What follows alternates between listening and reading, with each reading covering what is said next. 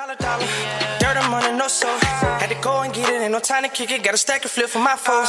Dollar, dollar, dollar, dollar. Please tell me you can hear me. Don't turn your back and don't neglect me. Just let me know if you need me. Dollar, dollar, dollar, dollar. Let me watch out for my partners. Keep my money long, get my team strong. Let me run away from my problems. Yep, what's good, original crew, man? We're back. Hey, man, we got a body cam for you. Ooh, not body cam. Not body cam. What? We just did a body cam, man. We got a Ryan Mango today, man. Korean college student forces 100 girls to themselves on camera live for his chat rooms. Wow. Wow.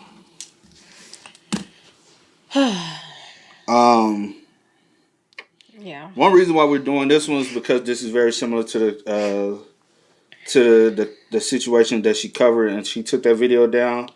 And so we decided, we had already reacted to it. As soon as we reacted to it, we saw that they took theirs down. So we decided not to, right, at least literally right after we did our reaction, they took it down. But Yeah. we decided not to upload. But we did upload it on our Patreon. You can go check it out over there. Unfortunately, yeah, we can't upload it to YouTube. If we do in the future see that they do bring the video back, we'll then upload it to YouTube.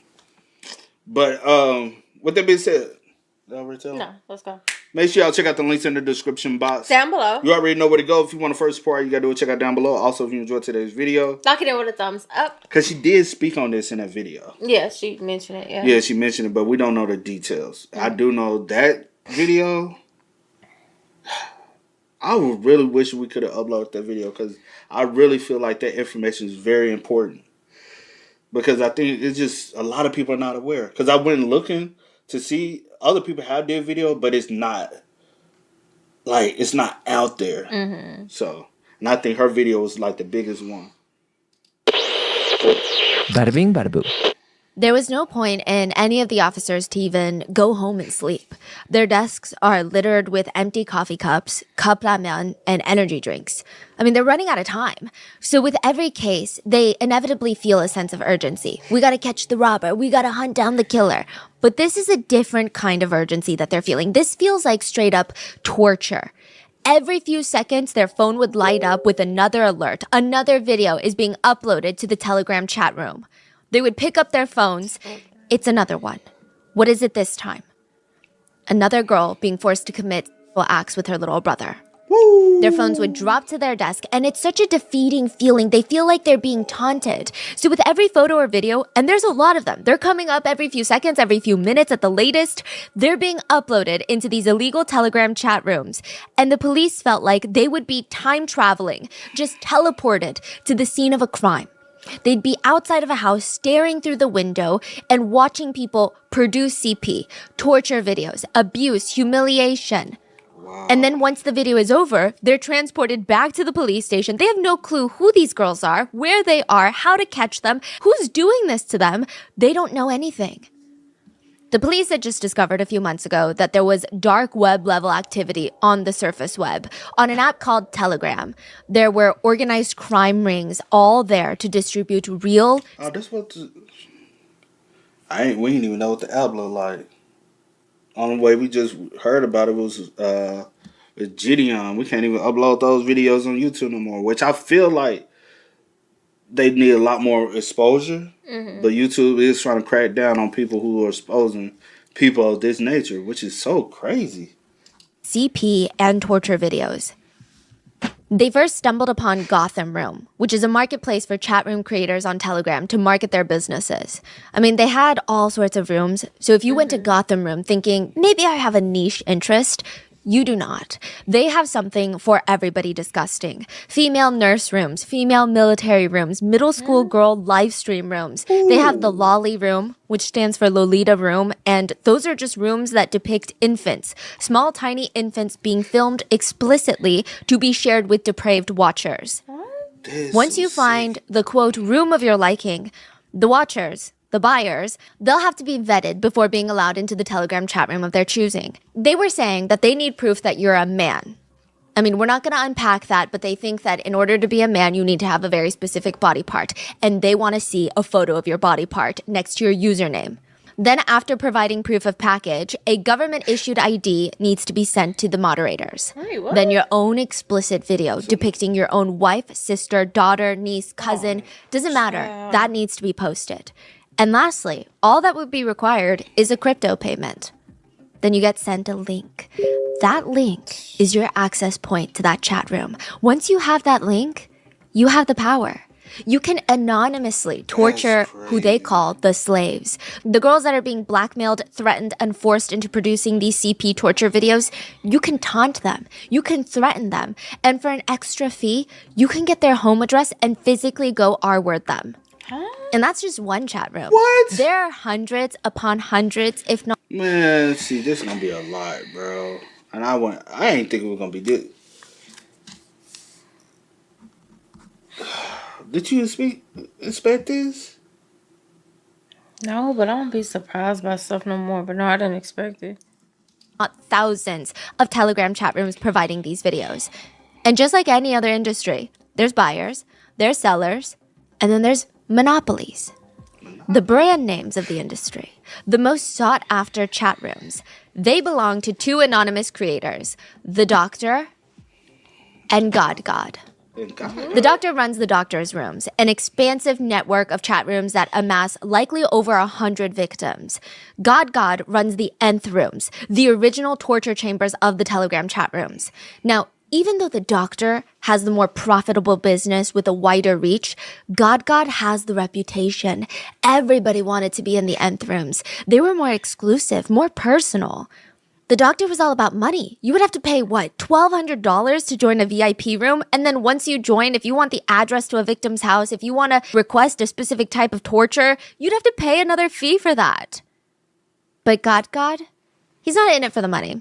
He would take your request only if he thought it was sick enough, and he just was known to have a tighter grip on his, quote, slaves. He would actually dox every single one of them in the chat rooms. All the victims you're talking about? All the victims. They called them slaves, yeah. The police had been chasing the Doctor and God for months, but both of them are kind of like water. So every time they got close to finding them, they would scoop the water and they would just slip through their finger cracks. And it's not like they can just ask the chat rooms who they are. Why are you guys doing this? The police were able to get a link into some of these chat rooms, but they were undercover. If they start asking around for people's names, addresses, victim information, clues on who the Doctor or God is, they're going to be outed as cops. The chat room would then self-destruct. It would get bombed, aka they would just delete the chat room and all of its evidence and start a new one without the undercover police. So all they can do really is just sit there and watch. After a new video was sent, the chat room would have non-stop activity of people commenting things like, "It looks delicious. Her face isn't my type though. I want to see her lick the toilet. Make her get down on her knees and cry." They would beg the creator of the chat room, "The Doctor, please, just send her address. We just want to know where she is. Because what's the fun if we can't go R-word her? We promise we'll film it." The police would have no way of finding out who these people were, the creators or the watchers. They're actively planning a crime, and the police could do nothing but just watch. One video uploaded into the chat depicted a woman being dragged into a motel room, and that address to that motel room was leaked in a separate VIP chat room that the police were not privy to, so they couldn't get the address.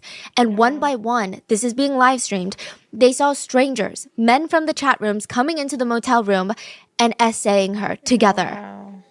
We don't know the exact number of people, but it was a lot. Oh, sick. All of it was live streamed and uploaded into the rooms. Oh, sick. The police knew that the victim from the motel room died soon after.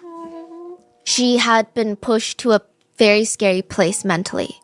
The news of her death started spreading on the chat rooms, and the watchers were responding, "Wait, the motel girl really died? That's so sad. Why don't we go to her funeral and relieve ourselves on her picture one last time? It'll be like our last gift to her. Damn it, if she knew that she was going to go out, she should have at least put on one big last show for us. She should have given us her body before she died." Frowny face. The officers slammed their phones down on the table because they can't keep reading stuff like this. They got to do something about it. They have to find the victims. They have to find the others before they die. There's at least 5 victims in each chat room. And if the police were correct about their suspicions, the Doctor, the creator of this chat room, had at least 70 to 80 chat rooms. Hundreds of victims that they need to hunt down to protect. Go through all the videos and see if we can find anything. We need all the clues that we can get. The videos are all we have. They're looking for any identifying features, freckles, moles, school uniforms, photos in the background, writing somewhere, a name, anything. They need to get to the victims before the doctor does. They cannot sit there and watch another video of a new victim being forced to carve the word slave into her body, or girls being forced to film themselves defecating in a toilet and then eating out of the toilet bowl like a dog, or victims being forced to sneak into men's public restrooms and film themselves licking the urinal, or even victims who are forced to purchase live caterpillars from the store and film themselves placing them inside while they're still alive. So far, the youngest victim that they found was 12 years old. But there were reports that they could be even younger, much younger. The police were able to track down the next person that they wanted to talk to, someone that could provide even deeper insight into the inner workings of the rooms. So about a dozen officers, they show up to speak with that person, but they need to handle this as sensitively as possible. I mean, they don't want to scare them. So they wait and they wait until the perfect moment to approach arises. And for a while, they're just watching. They're just surveilling. And it's such an oddly innocent sight in comparison to all the videos that they've been analyzing the past few months. It feels almost peaceful, serene in a way. The father smiling at his son. See, you're getting it. And the son is nervously shouting at his dad, like, wait, don't let go. It's the picture of familial bliss, father and son. But they were watching the creator of the doctor's rooms. They were watching the doctor. He was right there in front of them, learning how to ride a bike. And he was much younger than they thought. No, you can't. I'm telling you that this is that. Wait a minute, child. Okay. And that's man, because a lot of people, again, a lot of people don't know about that. And I swear, I feel like, as far as American wise, that 764 it's this, but this is worse. At the end of the day, they apples and oranges, both fruits. They just don't fall from the same tree, but they both fruits. What? Are we still? We would like to thank today's sponsors who have made it possible for Rotten Mango to support NAMI Network, whose mission is to combat human trafficking. NAMI has an impressive international reach with a heavy presence in Asia. They help provide life-changing opportunities for survivors of trafficking by providing workforce and life skills for the women that they serve. This episode's partnerships have also made it possible to support Rotten Mango's growing team of dedicated researchers and translators. We would also like to thank our listeners for your continued support as we work on our mission to be worthy advocates of these causes. Now, as always, full show notes are available at rottenmangopodcast.com. This is part 2 of our previous episode, which will be linked below. In the first part, we focused mainly on the discovery of the doctor's rooms on Telegram and the doctor and the cat and mouse games between... Hold on. This part 2?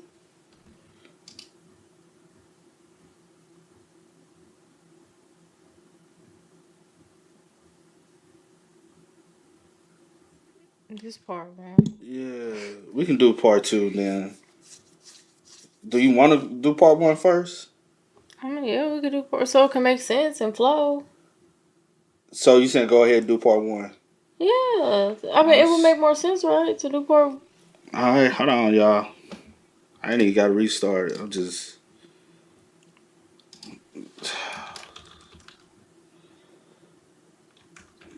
I did not know.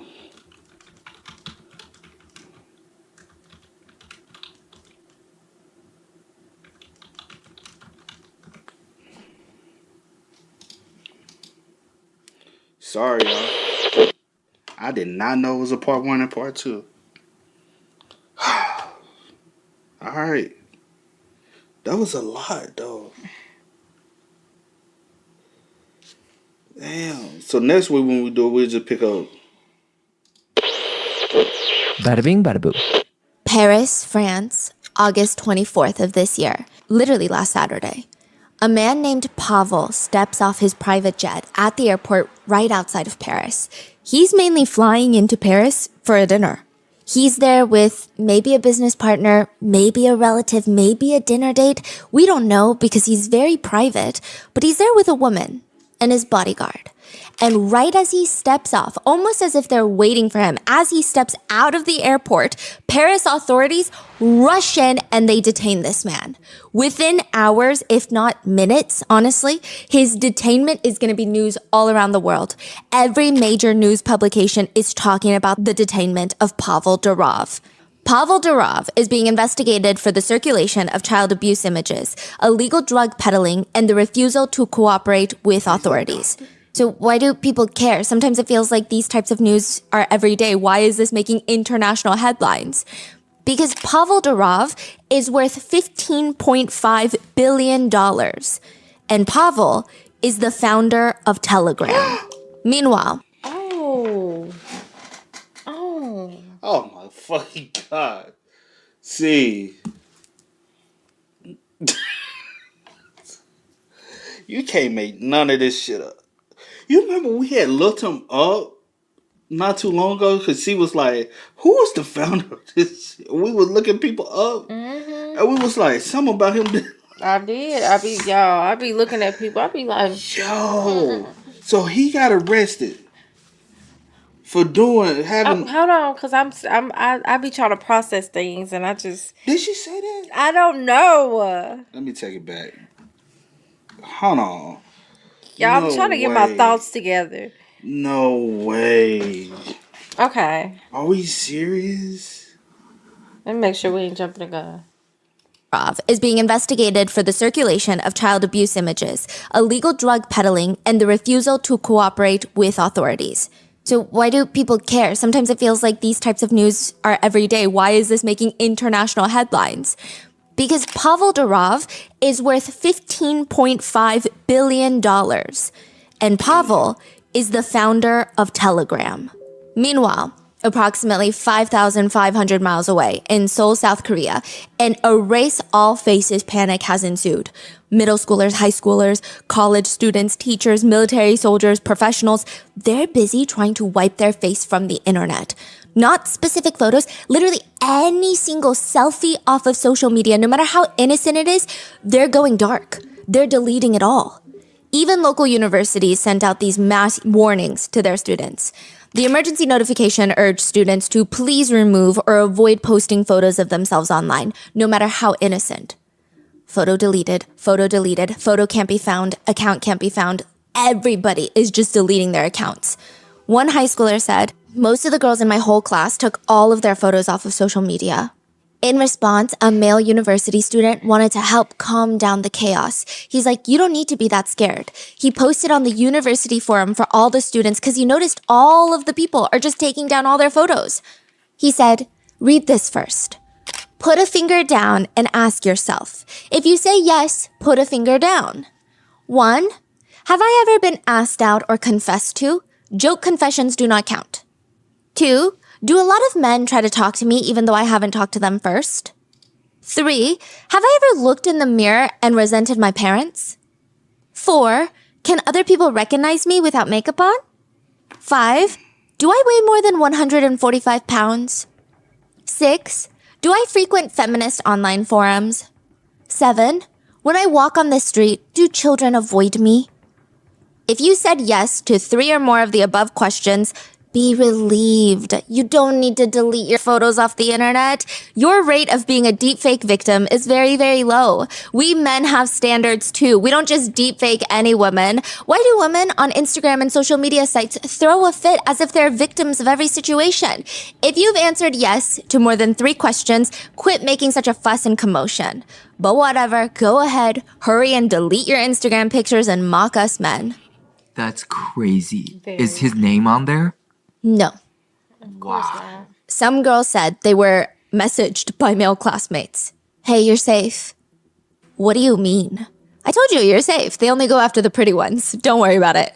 Wow. Because the breaking news has been that while the Telegram founder has been arrested in Paris, South Korea is going through another Enthrum case where users are flocking to Telegram to share non-consensual, sexually explicit material of victims.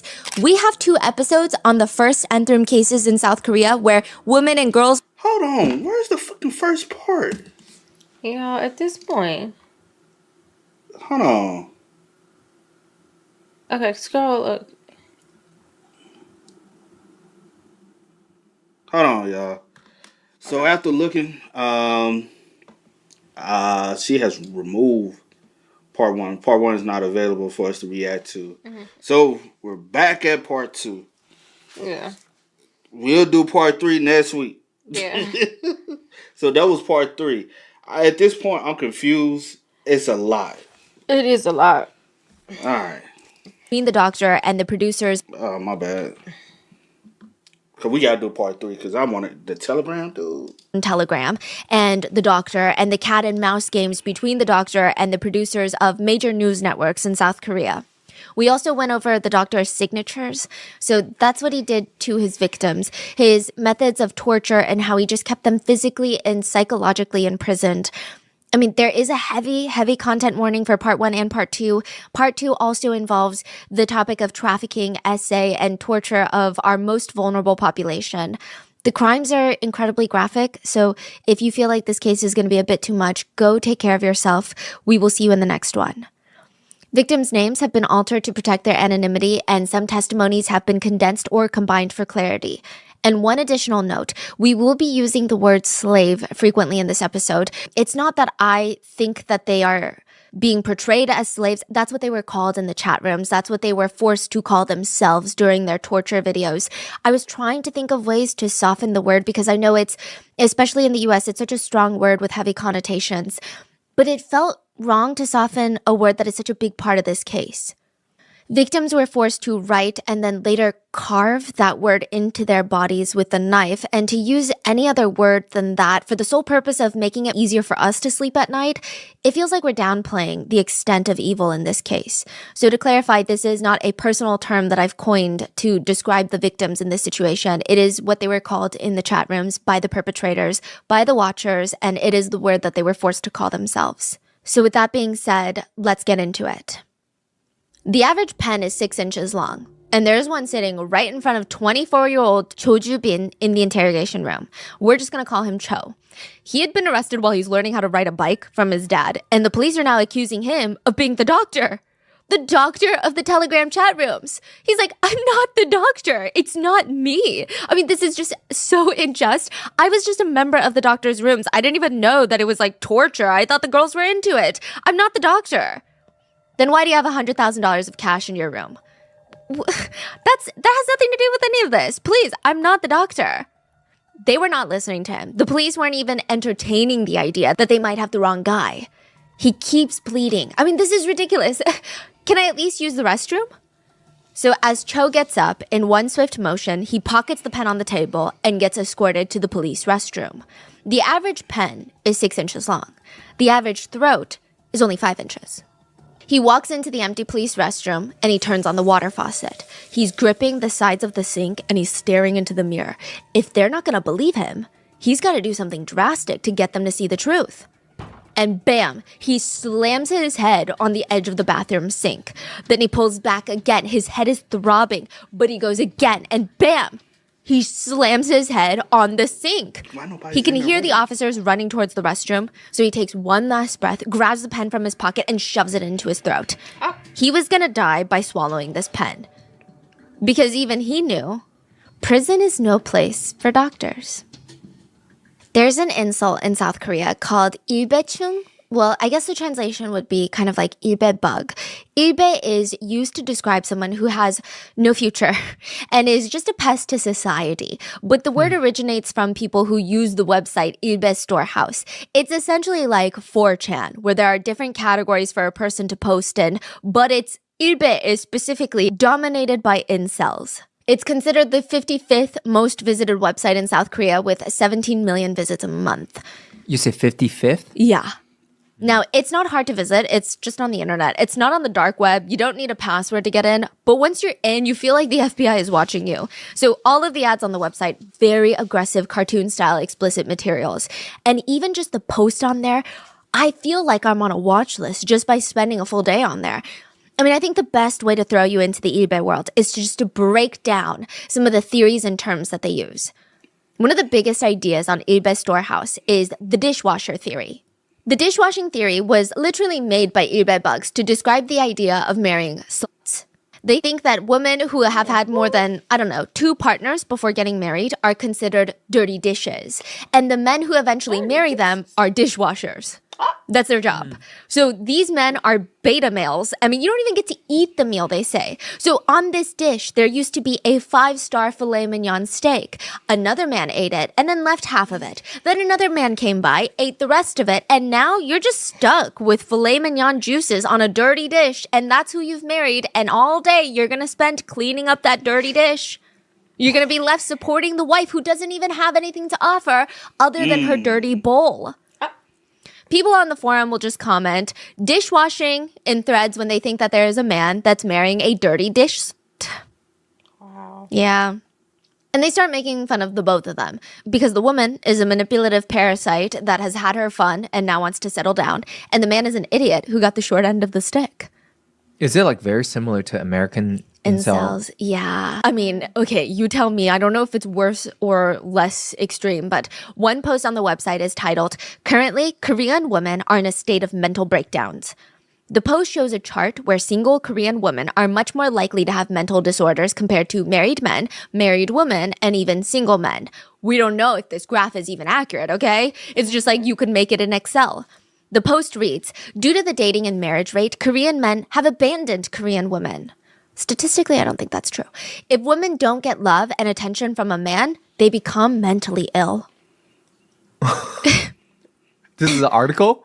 Yeah, this is like a post that they wrote onto the forum. Okay. Yeah, I mean, it's a lot, but the comments under this thread get even crazier. It's a lot to unpack. They read, "If you're over 30 and you're a female, you're basically a manufacturing factory that produces deformed babies. If you still have maybe good face, body, long hair, and a big PUSSY, a few men will still kind of line up, I think, for a 30-year-old woman." Another post is just titled, "Why You Shouldn't Marry a Used PUSSY." Yeah, it reads, "The average age of marriage for women in Korea is 30, and that means they typically have 7 relationships before they get married. If we estimate that she has intimate relations with each of those 7 men 100 times, that means she's likely had intimate relations 700 times before meeting you. Now, if we count the number of pumps, singular pumps, her private area will take over the course of her relationship, we can say it's 500 thrusts in each act. It'll total up to 350,000 times that she's had insertion." Wow. They're Why counting. are they doing that? Because of that, I think that we can no longer consider this a female private part, but basically a black hole that just sucks everything in. That's what they're saying. Like they're trying to bring up like a big number. Yeah, they're Like, doing, oh my god, look at this number, guys. I don't know what kind of math they're doing, Irbe math, right? Yeah, exactly. If you think about it, tens of thousands of little male fluids are already sitting in your bride's privates, and it's pretty much a dried up water reservoir. Damn. I mean, imagine your baby coming out of that. Damn. Do you feel like your life is going to even improve by seeing used privates like that? Bro. One person just commented a gif of an adult entertainer's face while she's in the middle of her performance. And in response to that, someone comments, "I hate big pie pepperoni chest so much." They're talking about the part of the chest. Another reads, "I'm starting to believe the only hope for men is to declare civil war against women and turn them all into war brides." Another comment says, I think the idea that women can only date one man for the rest of their life is kind of ridiculous and unreasonable. Like, the concept doesn't make sense. I say we all just see women's bodies and PUSSYs as public property, and we can all use them together, and we can all make sure that we keep them clean. They even have like their own dictionary. There's something called kimchi girl, and it means who's always angry and serious. And then on the other end of that spectrum, they have the amulang girl. And amulang, which is basically a very dumb way of saying, I don't know. And it's a dumb girl who does nothing but always cries to get out of problems and situations and leave messes for everybody else. Yeah, many of these terms and comments would make their way over to the Telegram chat rooms. Ilbe's storehouse was like a gateway drug to the nth rooms and the doctor's rooms. A few clicks after finding the right people on Ilbe, and you're let in on the internet's biggest secret, hiding in plain sight. Easy access, CP, and torture all on the publicly available Telegram, not even the dark web. A few easy clicks and you'll be at the center of the doctor's room. At 3 a.m. in Seoul, there is a large splash near the Yeongdong Bridge. An office worker in his 40s was found dead floating in the Han River.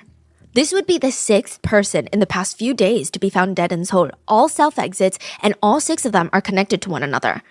So when the news breaks out that another body is found, netizens start reacting and they're writing online, probably the best thing he's ever done in his life. 1 down, 250,000 more to go. Why do something so embarrassing and make your own death something to be laughed at?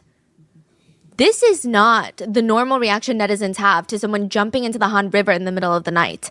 But netizens do not feel an ounce of sadness for this man because he had left behind a note that read, "I deposited money into the doctor's rooms. I didn't know it was going to become so big."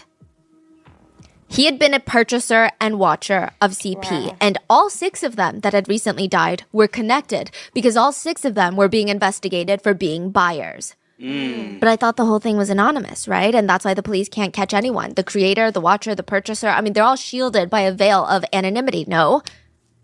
After news broke of the existence of these chat rooms, vigilante justices decided to take it upon themselves to infiltrate these chat rooms. They would gather as many usernames as possible. They would track them down one by one. They would use any clues from any messages that they wrote, their profile picture, any information on their pages.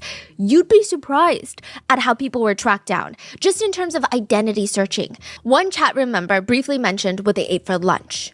And in a message long time ago, and there's like hundreds of people in this chat room, right? To just log down what everybody's saying is crazy. So in a message long time ago, that same username mentioned being in school still.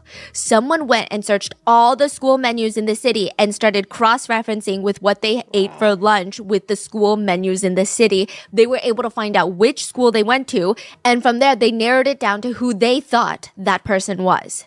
So obviously, catching God and the doctor are different stories, but through these types of methods, vigilante justices were trying to track down the viewers of the videos.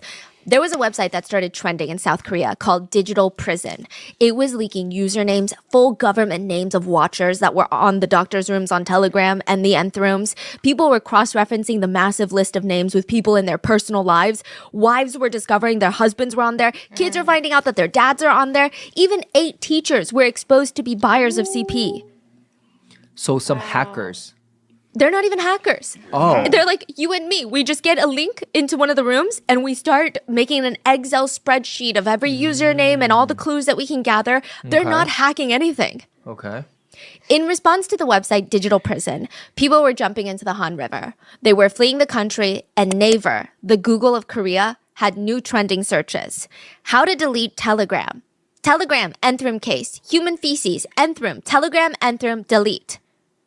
Digital analysts didn't even have a second after all of this that their phone lines were not going off. Hello, this is Sam of IT. I will die if this gets exposed.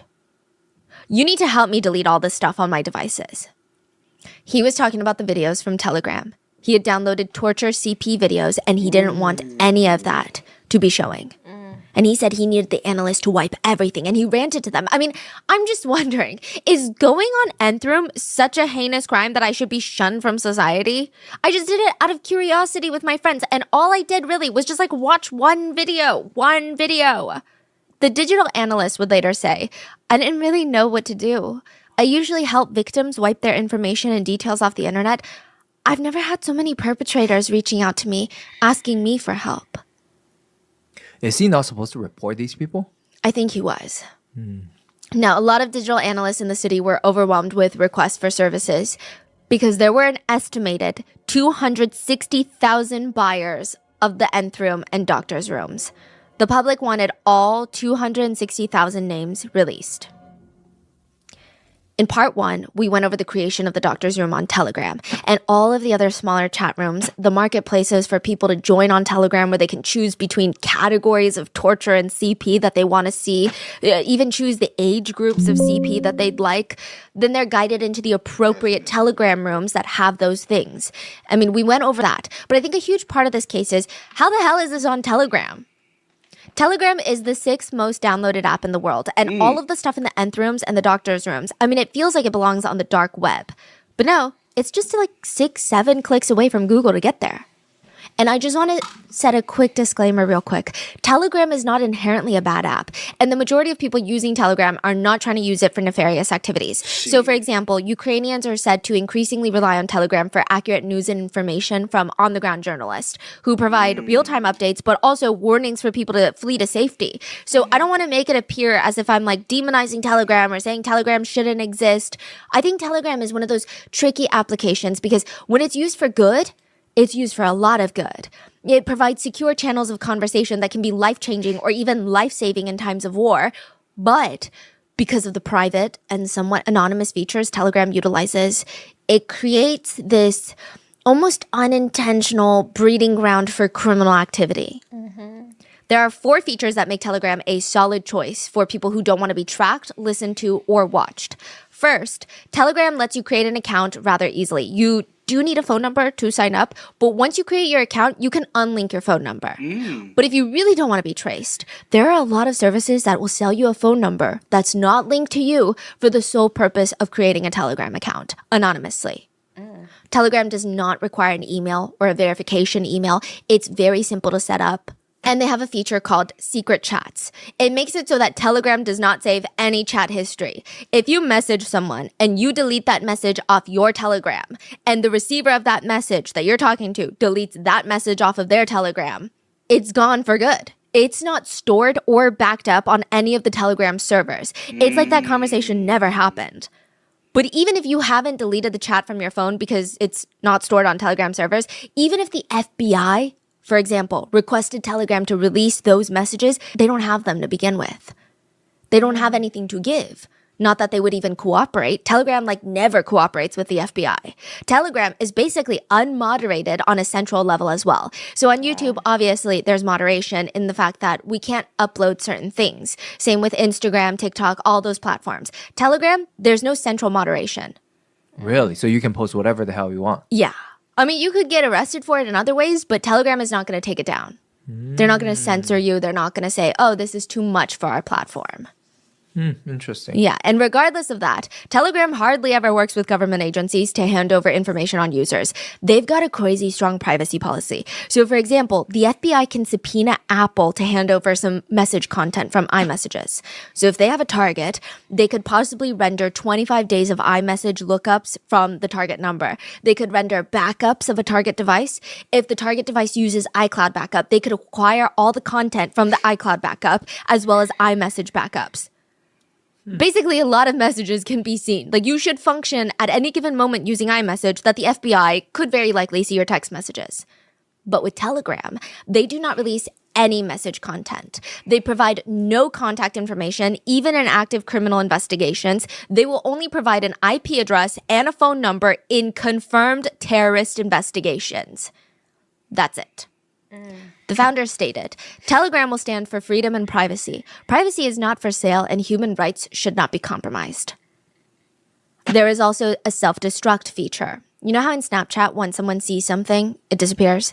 You could do that on Telegram, but you can do it on a large scale. And another thing with Telegram is you can host massive chat rooms with over 200,000 people, and they let you share very large files. You could upload videos onto these chat rooms.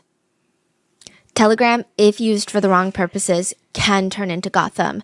It can turn into a digital lawless land where you can distribute criminal material at a large scale very quickly. And before the doctor's rooms, there was God and the Nth rooms on Telegram. The Nth rooms were the original torture CP slavery forums that would go on to inspire the rooms like the doctor's rooms to be made. But just like the doctor, Nth room did not just consist of one Telegram chat room. The name Nth rooms is used to describe a collection of rooms created by God. And in the beginning, there were only 8 rooms. But with more demand, with more supply, with new victims, more chat rooms would pop up. Another Nth room, then 2, then 4, then 16. The Nth rooms were like opening a door into this long spiral staircase into the depths of hell, and you start walking down the staircase, just spiraling into the void, and you start opening these doors, and every door that you open, there's new people, new girls, new victims that are forced to perform for a camera. And then when you think that you've gotten to the bottom, that it cannot possibly get darker, that there's not another level, the spiral staircase winds even more, and a new door appears, and then another, and then another. In math, the letter N can represent a sequence of numbers that continues into infinity. So eventually, the term nth room becomes an umbrella term for any online chat room with explicit torture content.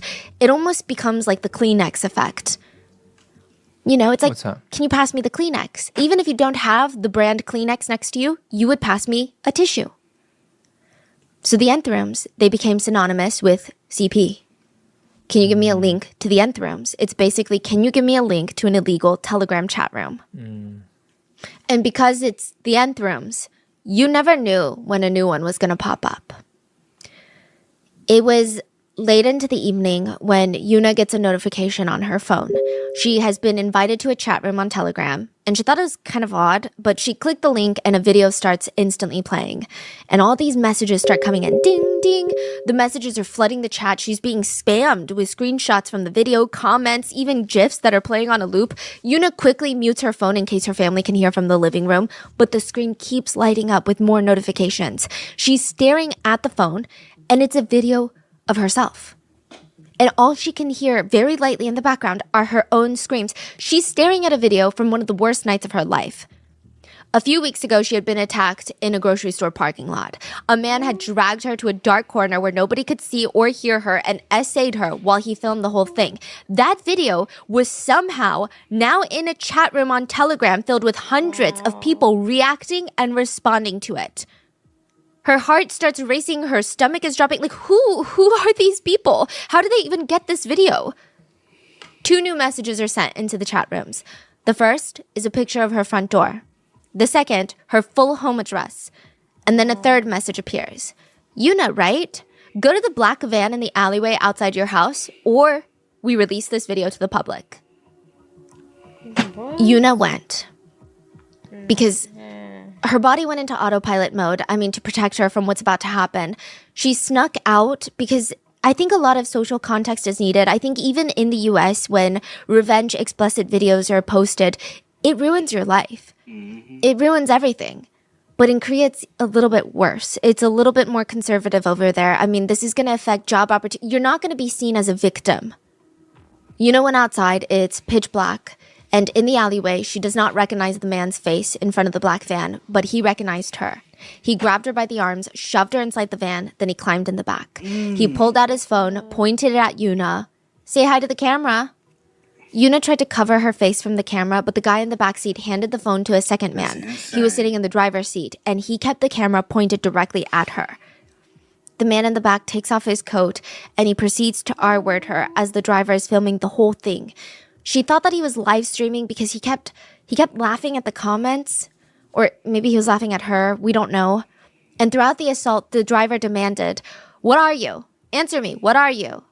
And she'd be forced to say, "I'm God's slave." When they were done, they threw her out of the van and they sped off. And that new video was now circulating in the chat rooms. Yuna sat in her room while her phone buzzed on the table. Everybody is commenting on this video, what they liked, what they didn't like, what they wanted next time. Humiliate her. I want to see her lick a toilet. We should have done more, guys, like 20 at once. I want to R-word her too.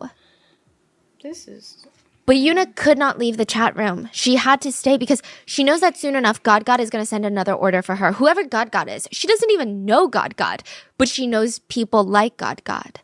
And they never stop. And she knew that if she didn't do what they wanted, if she didn't comply, he would release these videos. Even though she's a victim in both videos, in this society, it would ruin her life. But what Yuna didn't know at that point was God had planned this for her since the very beginning.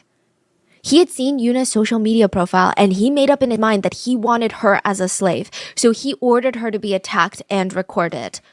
The random attack in the grocery store, the filming of the essay, it was all part of God's plan. They were all planned by God. He had personally hand-selected her to be his victim. And she also didn't know at this point that she was not his only victim.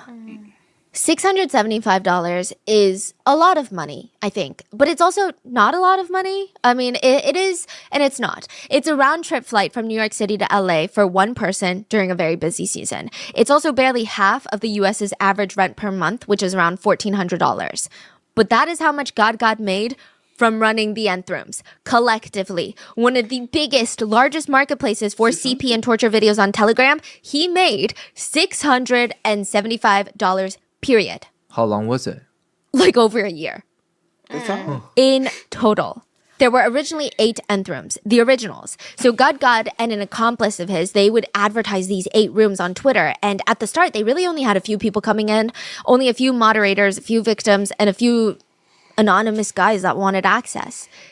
Tickets would start at less than $8 each per chat room. Cheaper than a movie ticket, cheaper than movie theater popcorn. But that's the point. God never really cared about the money. He was here mainly for the torture, for the creation of these videos. He was the creator of it all. So while other chat rooms, they had straight to the point welcoming messages like, let's rape. If you entered the nth rooms, you would have kind of a disclaimer of sorts.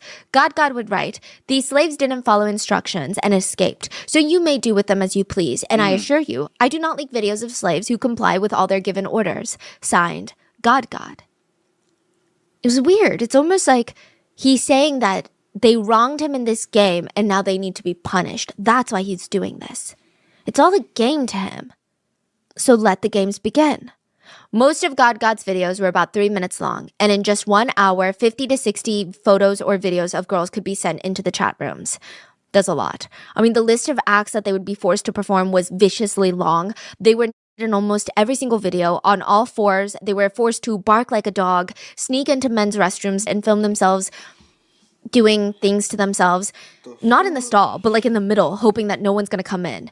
In black Sharpie, they'd have to write on themselves, slave, bitch, personal toilet, personal body parts, a trademark of God's abuses that the doctor would later adopt. So this is something that he learned from God. When God got bored of having all those words on the victims, he would have them carve slave into their skin with knives. Again, something that the doctor learned from him. That was the majority of the videos. Every week, you would see the torture escalate to become more humiliating, more violent. It went from writing God slave on their bodies to carving it and then piercing their skin with needles, including their chest. For God, he'd started with just a very specific part of a woman's chest to be pierced. And to do that at home is very painful. To do that to yourself is very painful, but it is something that is done for some people who like it as like a stylistic choice. But of course, these girls, they didn't have a choice. They're victims in this. They were being forced. But he felt like that wasn't enough. So he wanted them to take a sewing needle and a thread and pierce it through their breast tissue and flesh and then pull it out the other end. These orders would be sent to multiple middle and high schoolers. He'd have them grab their sewing kits and pick the largest needle, thread it with string, and grab a chunk of their flesh and just string through. Like he just wanted to see, while they would say, I'm God's slave, and their hands would be shaking. I mean, they would plunge it into their flesh, and it wasn't just like a prick or a flu shot. They would have to thread the needle in and out of their flesh as if they're giving themselves stitches for a wound that doesn't even exist. They're creating a wound. And people who have gotten sutures without numbing, they say that even the needle, when it goes into your skin, it feels like you're slicing your skin away with a knife. Some sources say that God demanded that they used a light-colored thread so that he could see that they went deep enough, so much so that the thread would turn deep red. Yep. Sometimes after tunneling through the flesh, the needle would come out on the other end and then the red thread would follow, and he would force them to take off the needle. The thread is still in their body, and he would get them to get the two sides of the thread, tie it to a heavy object, and let it just slowly stretch their skin. And it would be excruciatingly painful. He called it the skin stretching torture. So it's like if you grabbed a piece of your belly and then threaded needle through it and then I mean the best way I could describe it is if you were to get a belly button piercing and then hang something heavy right off of it. At the height of the nth rooms, God had personally distributed 3,762 videos. This is not including the videos shared by other users. To God, this was not a business or a day job or even a way to make money. It was his hobby. And if nobody wanted to play with him, he would make them play. God would later say himself that he started the nth rooms so he could relieve his stress. Wow.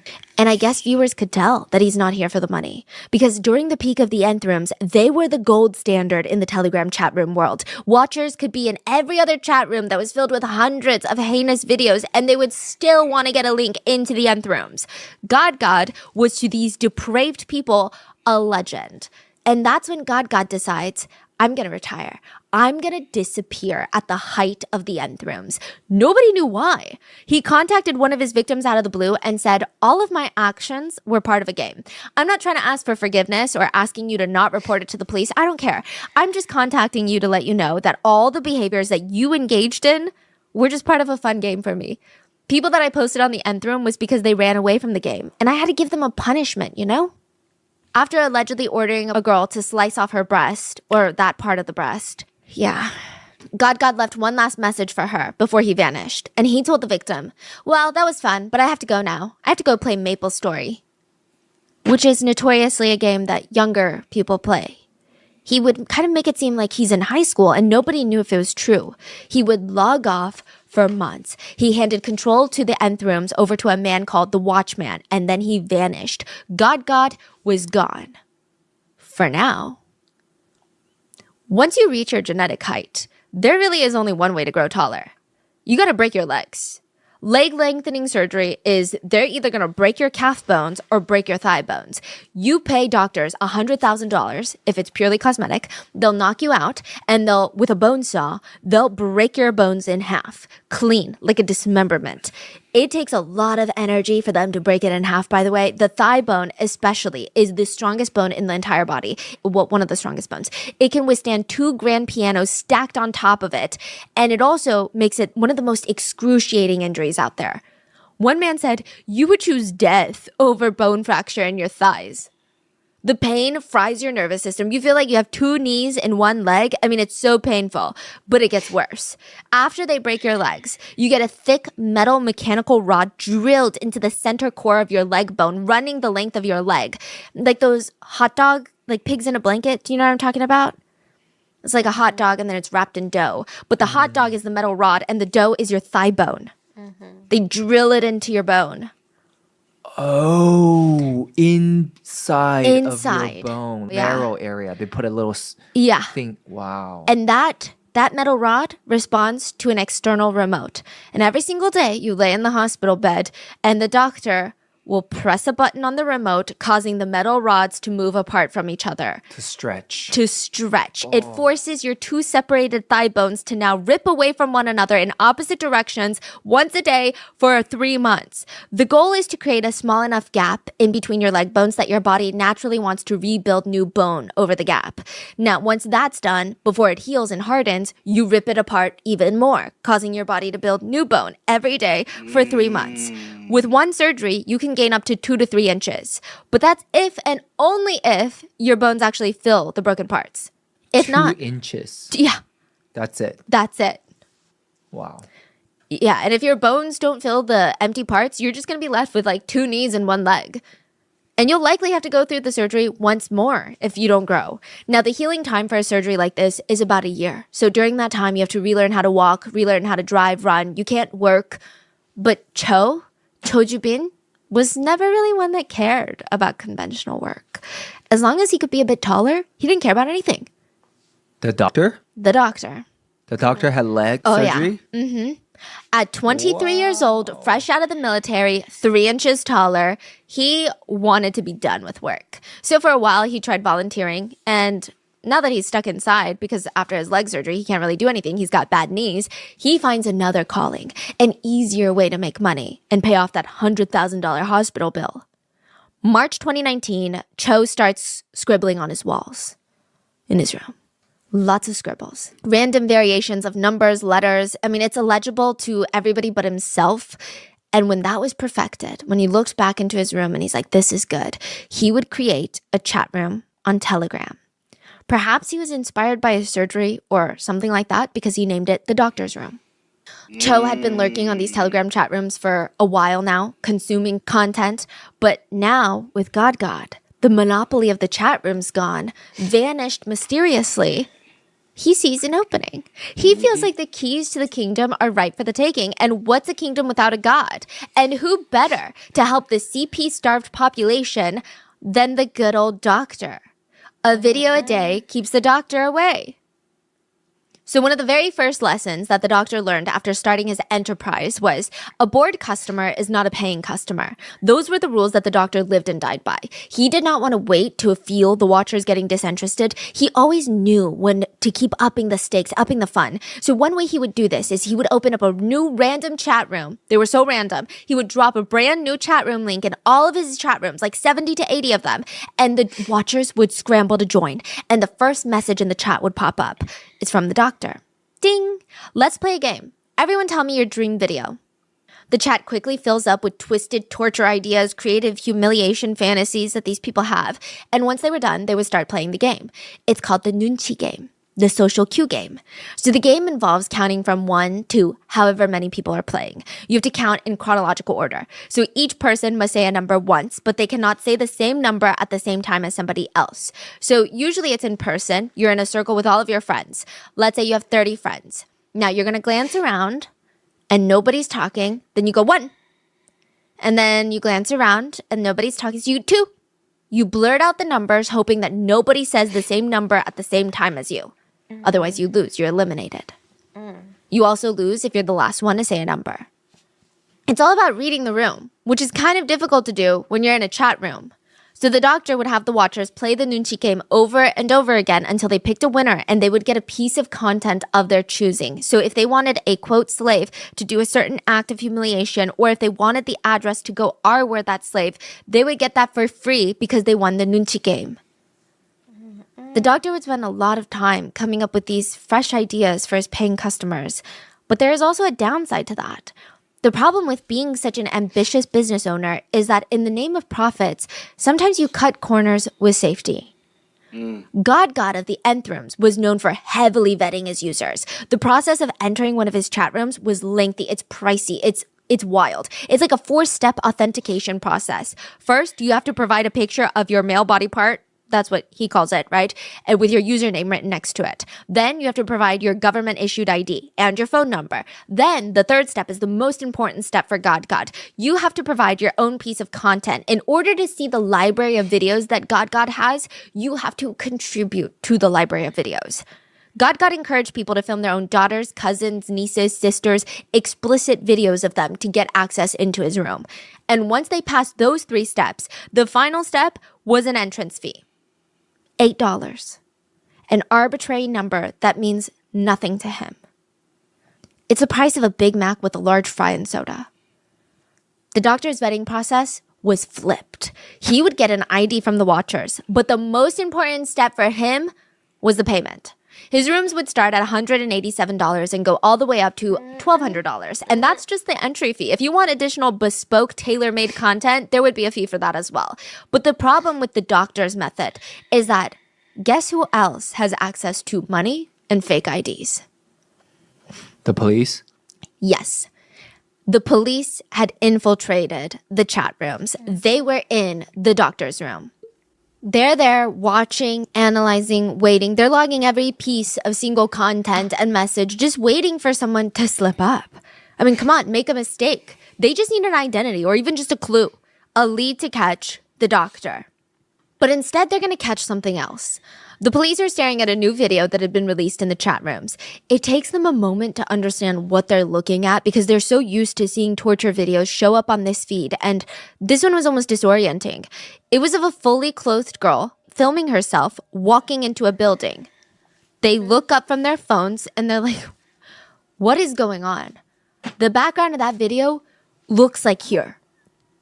Earlier that day, a girl had walked into the police station to report all the things that she had endured from the doctor and his chat rooms. The police had taken her to a back room to take her statement, but they had no idea that she was recording the entire thing. The entire video was uploaded to the chat room. The police interrogation? Or the police? Not an interrogation because she's a victim. Oh, right. The police conversation? Yes. She recorded She uploaded it? She uploaded it because she was forced to.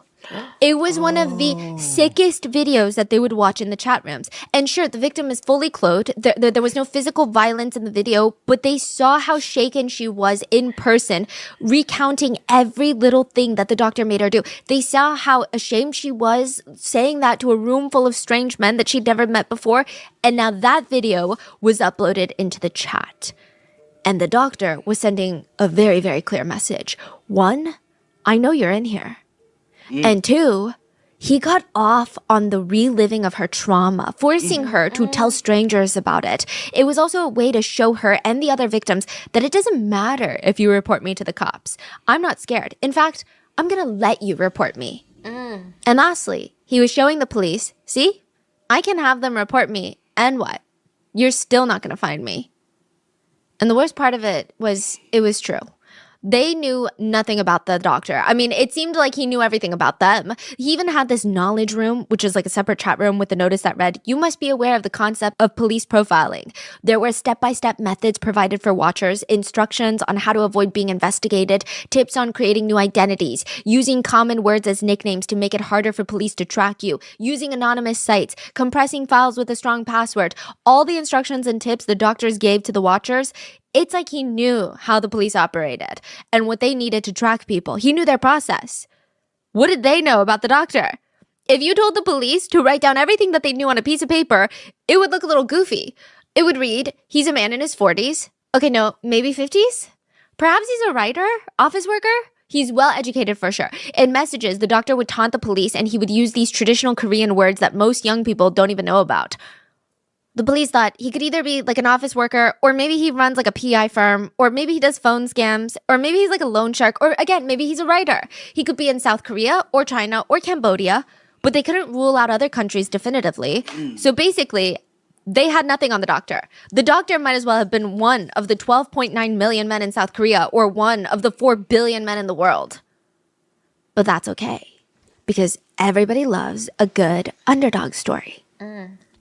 Within a week, a new Telegram user had risen to the ranks of one of the chat rooms, enough so that they were given the honor of managing one of the doctor's rooms. He became an accomplice.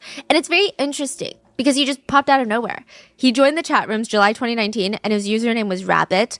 And within a week, he's given a chat room. The chat loved him. I mean, at first he would say these disgustingly bold things. He would say things like, oh, I don't do girls over 12. I also have videos of myself doing an 8-year-old. I'll post those later tonight. What? But there was just something off about the Rabbit. Other than the fact that he's in a CP group chat with a bunch of other men, the other guys were able to pick up on this weird energy, like right away. It's like he studied the chat rooms to figure out the right things to say. He spoke like everybody else. He commented most of the same things. He used the right ilbe slang, but it's like he just did it a little too often. If you're chatting with someone on Telegram, it lets you know when they're online or when they're last online. And Rabbit's status was always online all the time, just blinking. Even if there was no activity in the chat, it's like he's always watching or studying what to say. Why is he always online? And the most annoying thing was he would ask the chat to hang out as if he's in a fraternity or best friend group chat. By the way, any of you losers want to meet up tonight?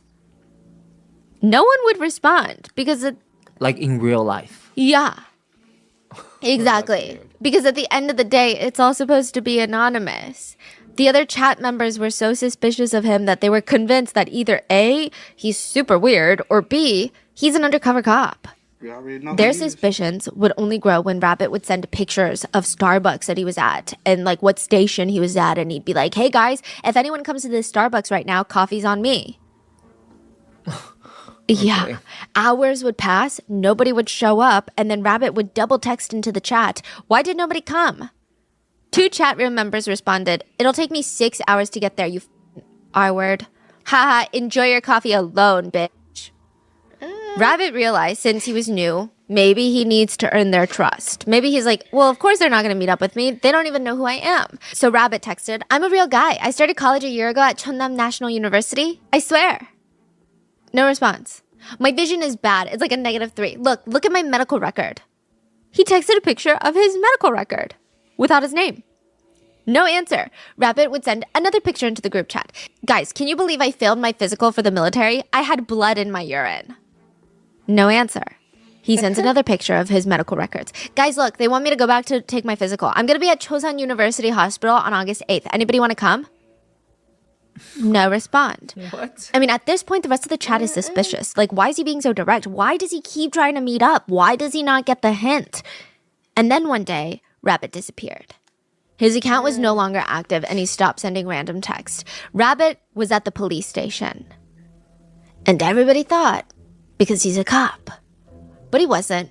He was there telling the authorities absolutely everything that he knew about the chat room. Turns out there was an undercover cop in the group chat, but it wasn't Rabbit. The police had a burner account that was flying under the radar. It was basically incognito. They weren't commenting anything. They weren't doing anything. And they weren't being suspicious because Rabbit was always taking all the attention. And it just so happens that Rabbit had doxed himself with his own medical records, provided evidence of distribution of CP, as well as a full confession. Wait, so what's his deal? He was just overly excited. Yeah. That's crazy. The police finally had their big break. They caught a rabbit. So far, all the police had in their hunt was a rabbit. But JTBC, a giant news network in South Korea, was hunting a whale. A crypto whale. So if you remember from part 1, 2 of the biggest South Korean news networks, JTBC and SBS, they released episodes exposing these chat rooms. Nobody knew who the doctor or God was, but the producers had interactions with the doctor.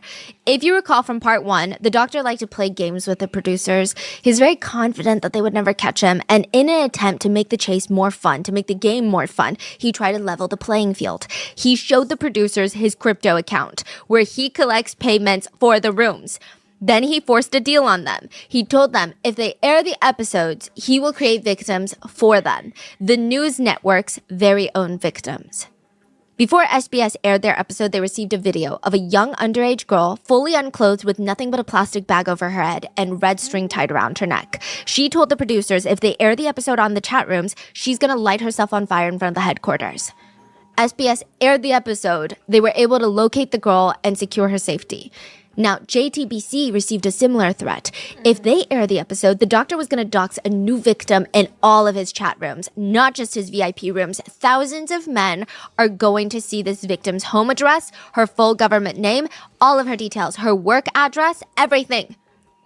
And what happens when all those dangerous men find it? Well, that would be on JTBC's hands. That's what the doctor said. So this time, they don't have a victim photo or video to go off of. There's no way to secure their safety. The victim's not made yet. But JTBC aired the episode anyway because they felt like what they had on the doctor would finally bring him down. When JTBC's episode aired, the doctor's chat rooms were crazy active. They had made these episode releases an event. Everyone would grab dinner or lunch, sit down, live watch the show, and comment in the chats about it. They'd be like, ding, it's on. This is going to be fun. They're talking bullshit from the start. God, they don't even know their victims. She's God's slave, not the doctor's. Isn't she in the 5th room of the nth rooms? I feel like I recognize her from there. This is so dumb. They think that she's one of the doctors. So nobody even was worried. No. Huh. Oh, here comes another one. This one's actually the doctor's. The doctor, you got way too many slaves. The doctor would join in on the fun. Look, they're calling me a hikikomori. That's fucking hilarious. Those are the phenomenon where people don't leave their house for years. The Korean police say that they're going to catch me. Yeah, well, we'll see about that. While the episode focused on victim stories and like the depravity of their crimes, the chat was filled with just jokes to the reporters. Hey, journalists, if you're in here watching this right now, thanks for making us famous. This is another good one. We love this episode. Can't wait to see all the newcomers coming in. To them, the doctor is a whale, and the producers and the police, I mean, they're like little ants. They're just having fun with them. That's all, entertaining their sad attempts at picking a fight. Or at least that's how they felt. Until the JTBC episode cut to a producer standing in front of a crypto exchange center in Seoul. Wait, is that... The reporters announced that they received a tip that the doctor would use this very crypto exchange center to turn his crypto payments from his viewers into cash. The chat starts blowing up. The messages are moving so fast by the time that you read one, it's already gone. Another message has taken its place. They found best coin. No way. Everybody who sent money is so freaking screwed. They're gonna know who the depositors are. What are we gonna do now, doctor? Hello? What are we gonna do? Are we... The doctor ranted to the chat rooms. Is this really okay for producers to be ruining a man's business like this? But I digress. I know that many of you guys are worried after watching the show. Many of you guys have asked if we're going to be okay. And I've proven myself time and time again. I have overcome a lot. You can trust me and join these rooms. The Watchers were hesitant. They can trace the doctor's crypto. Does that mean that they can trace him? Wait, no, right? Because crypto is untraceable, right? Crypto is so untraceable that it's inevitably traceable, okay? Let me explain. Bitcoin and Ethereum are considered transparent blockchains, meaning everybody's wallet is publicly visible on the blockchain. You can see every transaction that's ever made, but you cannot see who the wallet owners are. So if you were able to find out whose wallet that is, then yeah, theoretically, you could see how much they have in that wallet and their transaction history. But again, you don't know whose wallet they're transacting with. So you get a little bit of information, but not the full picture. Now you have Monero. It's another cryptocurrency, but it's different in the sense that it's called a privacy coin, meaning no one knows how much you have in your wallet. No one knows how much you sent, how much you received, to which addresses you sent to, and to which addresses sent to you. So if nobody knows the doctor's Bitcoin or Ethereum wallet, and the doctor's crypto is untraceable, and because Monero is a privacy coin, it's nearly impossible to track, then he should be fine, right? But then there's a problem with the exchange center.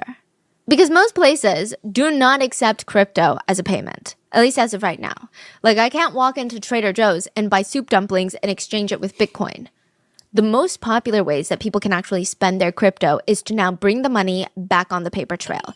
And typically there's two ways to do that. One, you sell the crypto and you transfer the funds into your bank account. Or two, you go to an exchange center and you literally cash out on your crypto.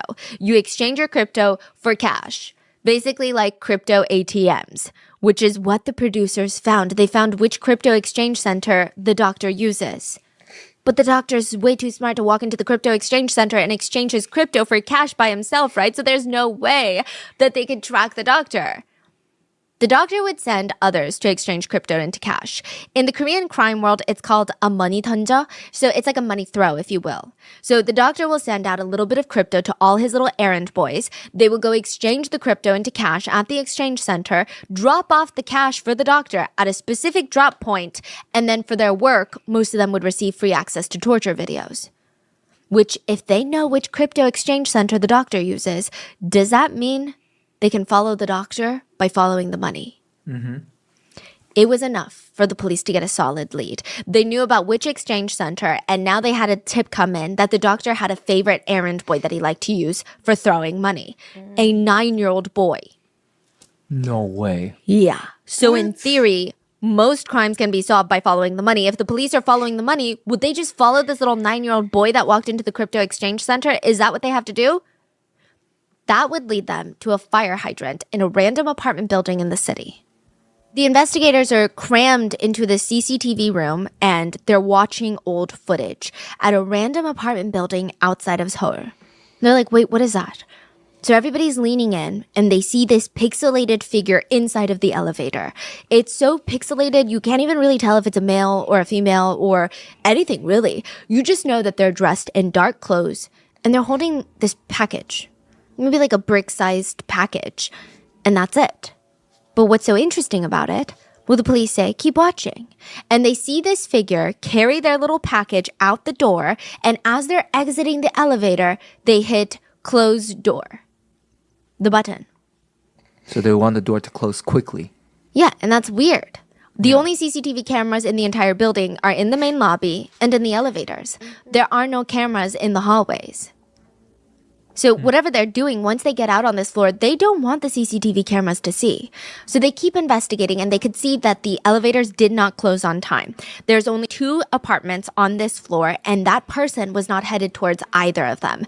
They were headed towards the stairwell. Why take the elevator, then go to the stairwell? Right. Doesn't make any sense. When the authorities go to that stairwell, they find a silver door. It's a fire extinguisher box. So in South Korea, the fire extinguisher boxes are not see-through like the American ones. It's like a metal locker that can be opened and closed by anyone. But at the same time, nobody can see through it and nobody just like goes around opening fire extinguisher boxes. It's the only spot that made sense. This is the money drop location. They found this area by tailing the little 9-year-old, and then they found other people coming in and out and leaving money in this fire extinguisher box. It's very interesting. They found various different people coming in to drop off money, like 17-year-olds, 19-year-olds, 9-year-olds. There were a lot of different people involved, all doing money drops.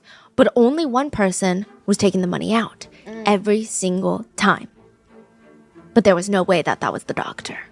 Because the police were looking at a schoolgirl with a brown brick-like paper package in her hands, headed out.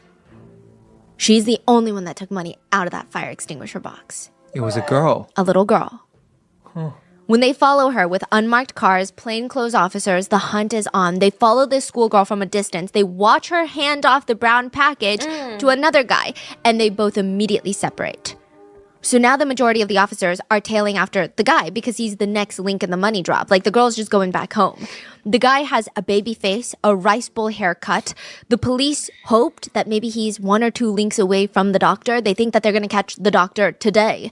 And immediately after taking the money from the schoolgirl, the guy, let's call him Guy 1, takes the money straight to another guy, Guy 2. Guy 2's a bit older. Maybe this is the doctor. But as the police watch, they realize Guy 1 is not passing the money off to Guy 2. Guy 2 is giving Guy 1 more money. The money ends with Guy 1. Guy 1 shoves the package into his bag and walks over to a booth where people are protesting. He chats with a few of the protesters and they pass him a clipboard and he scribbles on it. On it, it would read, name, Cho Ju-bin, birthday, October 14th, 1995, and his cell phone number. The police went from having nothing on the doctor to having his full name, date of birth, and phone number. Damn. Wait, what is he doing? He's signing a petition. To do what? To It's petition? like one of those like petitions of like, please climate change petition.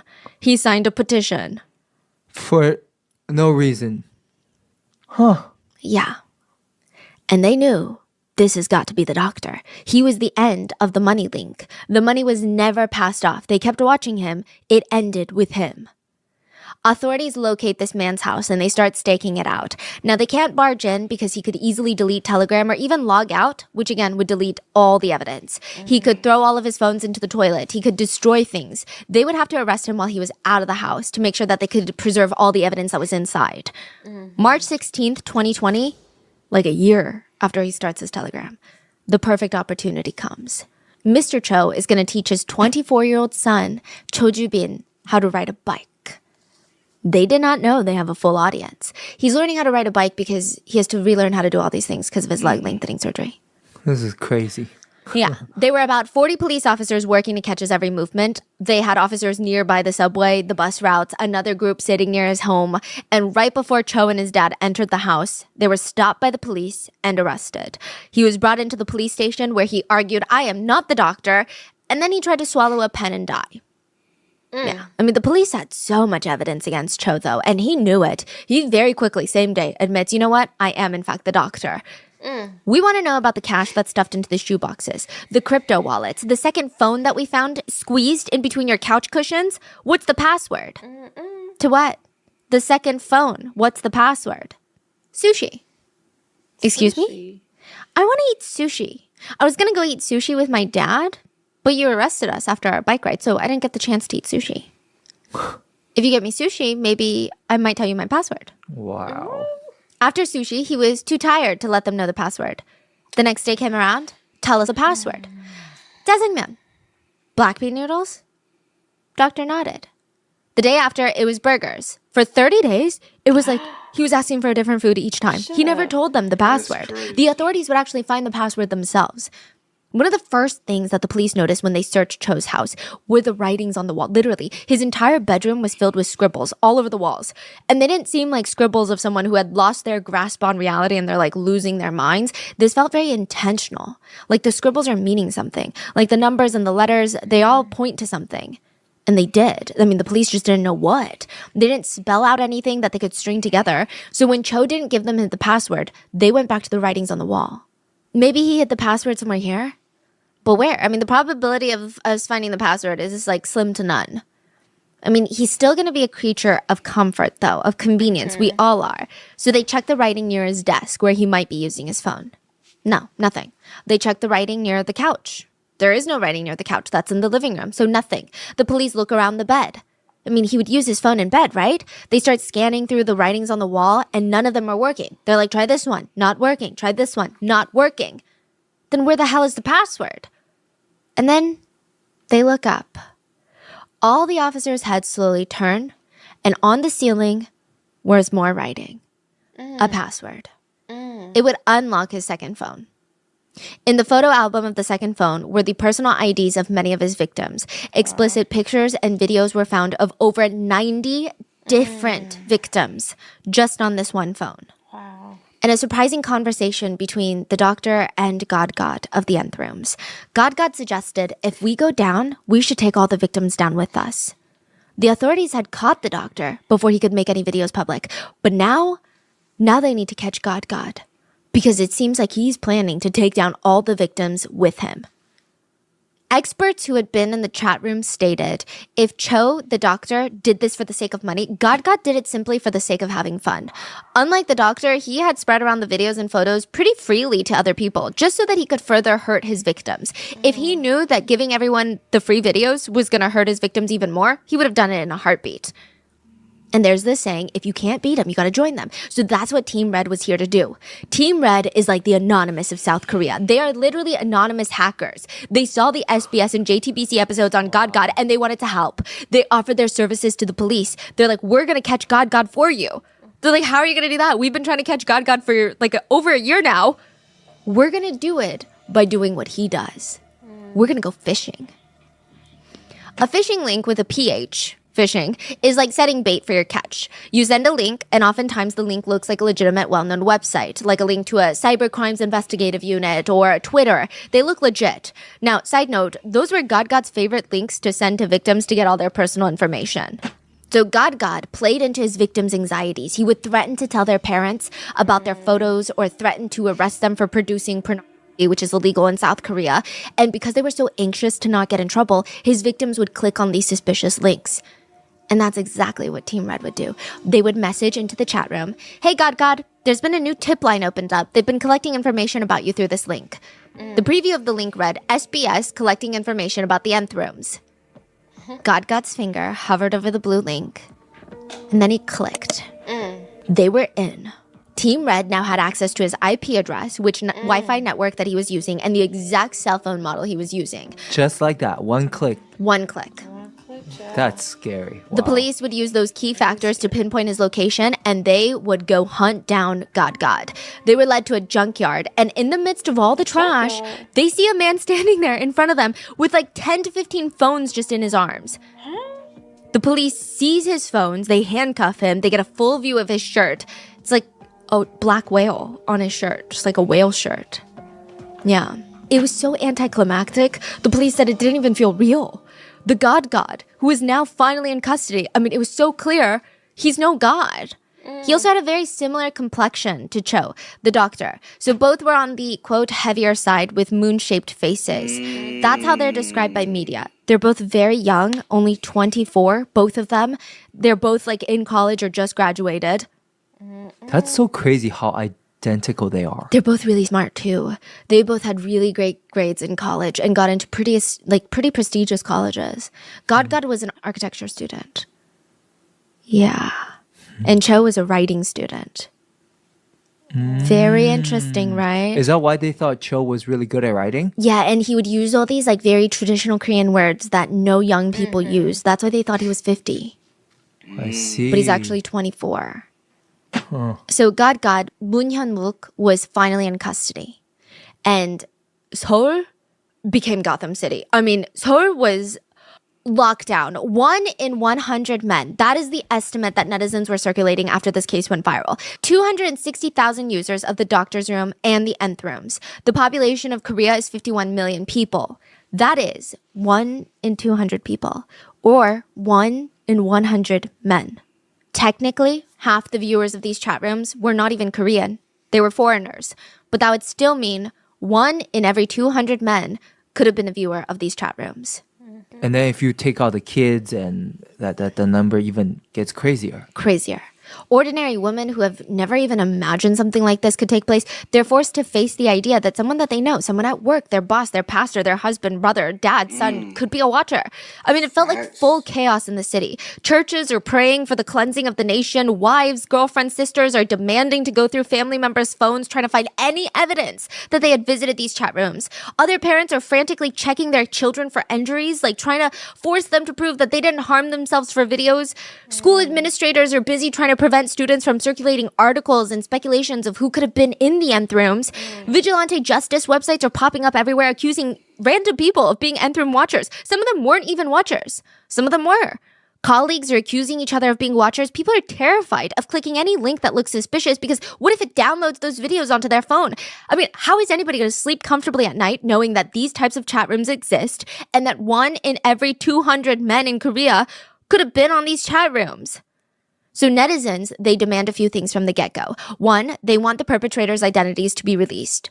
Okay, so in South Korea, there is a 7-person committee that votes on whether or not criminals' identities should be released to the public. Most criminal identities, by default, are kept private. So it's not like the US. They have to meet 4 criteria to even think about publicizing their identities. The 4 criteria are: the crime has to be violent and cruel. There must be sufficient evidence to prove the suspect has committed the crime. Disclosure of the identity is for the public good. And the suspect has to be an adult. So those 4 things. Second, they want all identities of all watchers, of all users of the chat rooms to be released. And third, they want the perpetrators to get the book thrown at them. They want them in prison for life. First request, release all identities of all the perpetrators. This part was a bit convoluted and not that pertinent in the grand scheme of things, but the doctor's identity was actually revealed because the police told the press that they're going to do a COVID test on an inmate who is suspected of being the doctor of the Telegram chat rooms. At that point, the press didn't even know they made an arrest. They just made a press release that there was an inmate that they need to test for COVID. And his crime is being the suspect for being the doctor of the Telegram chat rooms. So the press is like, we didn't even know that you made an arrest on that. So they start going crazy. Like, why would you hide this from us? Why are you hiding his identity? People were rioting on the streets. A petition was signed by over 5 million people to release the perpetrators' full identities and even the watchers' identities. God, Moon. You think they should release? They should. Yes, I do. Because at the end of the day, Yes, I these do. are the, like, you got to think about the crime they're committing. Even though they're committing the crime, no crime in this situation is worse than the other. But it's like y'all was actually going over there being physical. Yeah, but yeah, I think they should. Cause y'all Most like definitely. same way they arrested y'all. Release Cause it. also we don't know which ones actually went over there and did it. So release all of them. Was brought to the public for the first time after his arrest, and his face was publicized, his name was publicized. There were cameras flashing around his face. Reporters were asking him, would you like to say anything? I want to tell the victims and their families that I'm sorry. What was the purpose of your crimes? I think that I had corrupt ethics. What's your relationship with Cho Ju-bin, the doctor? I don't know him. 피해자분들과 피해자 가족들에게 죄송합니다. 왜 어린이 학생들한테는 네, 죄송합니다. 지금 얼굴 공개를 했는데 신경 어떠신가요? 후회스럽고 죄송스럽습니다. As the police escorted him into the car, he would just repeat, I'm sorry, I'm sorry, I'm sorry, all over again. But it's so empty. He would even argue, well, I only received $675 for the videos. So it's not that big of a deal. I didn't even make a lot of money. That made him worse. Yeah. But his statement was considered tame compared to that of the doctors. After both of their identities were released, the doctor made a statement. He was first seen in public with a neck brace on because he kept trying to harm himself. He had a Band-Aid on his head. Okay, the reason I'm kind of like laughing at that is not because I think anything is funny, but it's so ridiculous. He just kept trying to harm himself in ways that were very clearly not harmful. Like, he just had a Band-Aid on his head, and you just know that there's like no wound or barely any wound there. Yeah. And also, I think at this point, it's one of those situations where who cares if he's in pain? Like, nobody cared. None of the netizens cared. Like, boo-hoo, we don't care. Now, he comes out to the public, and at first, his face is blank. He's just not making eye contact, staring out. And the first thing he would say is an apology. but not to the victims of the chat rooms. He would say, I genuinely apologize to everyone who has suffered harm because of me, including JTBC President Son Seok-hee, Mayor Yoon Chang-yeon, and journalist Kim Moon. This is a different one from the last episode. Different journalist. People were like, what? Why is he apologizing to not the victims? And why is he apologizing to these three people? This is so random. So in the whole quest to find out who the doctor was, these three people, he was like blackmailing them. He was stirring up shit. He was starting rumors. The chat rooms were attacking them. And now these three people have the influence and the political weight to impact his case. What? So it's speculated that's why he was publicly apologizing to them. The mayor, the JTBC president that controls the media, one of the major media networks of South Korea, another journalist that's been on this case since the get-go. The reporters asked him, okay, a lot of your victims are underage. Do you feel guilty about that at all? He just responded, thank you for putting a brake on the life of a devil that cannot be stopped. 멈출 수 없었던 악마의 삶을 멈춰주셔서 정말 감사합니다. Netizens and experts analyzed his statement, and that would really be one of the few statements that he would make in regards to his actions. They said by referring to himself as a devil, it seems like he was trying to put himself up on a pedestal. He wasn't saying devil as in I'm so bad, but it was almost as he's boasting that his deeds were unparalleled. That there was God, but he's the devil. South Koreans were not content with the release of the perpetrators' identities. They wanted the identities of the watchers to be released as well. So petitions with millions of signatures were being circulated and signed to demand a release. There was shockingly some pushback on this. Some netizens were complaining, I feel like I'm being treated very unfairly right now that I can't even go to sleep. I don't see what's so wrong with watching adult content that I rightfully paid for on the nth rooms. Rather than punishing the users of the nth rooms, they should go after the girls who filmed themselves to begin with because pornography and producing videos, explicit videos in South Korea is illegal. So technically, they're breaking the law. Police? What you about to say? A lot of these girls were not of age. Right. So what are you talking So about? it's still illegal. And forced to do things. So what are we talking about? And victims of a lot of assaults. Not we over playing victim. Okay. Videos in South Korea is illegal. So technically, they're breaking the law. Police? Like, Yeah. he just... Outed himself. Yeah. Another netizen wrote that he was a victim by watching those videos. He said now he carries psychological stress of not reporting the videos when he should have. He said because he never reported it, and now that it was exposed, he feels like people are going to think that he's a watcher, which he was. Yeah. But like now he has a lot of psychological stress, and he feels pretty victimized. Yeah. Others proudly commented that they would never get caught. They said, well, I watched it all on a Google Drive and I actually never downloaded the videos, so good luck, idiots. Wow. I think so many people sign also probably comes from they want to know who's around their family, right? Because that's scary. I also wonder if a lot of people would bring up nth rooms on purpose. Like, I feel like I would have done that. Just to kind of gauge energies of people. Just to see how they react.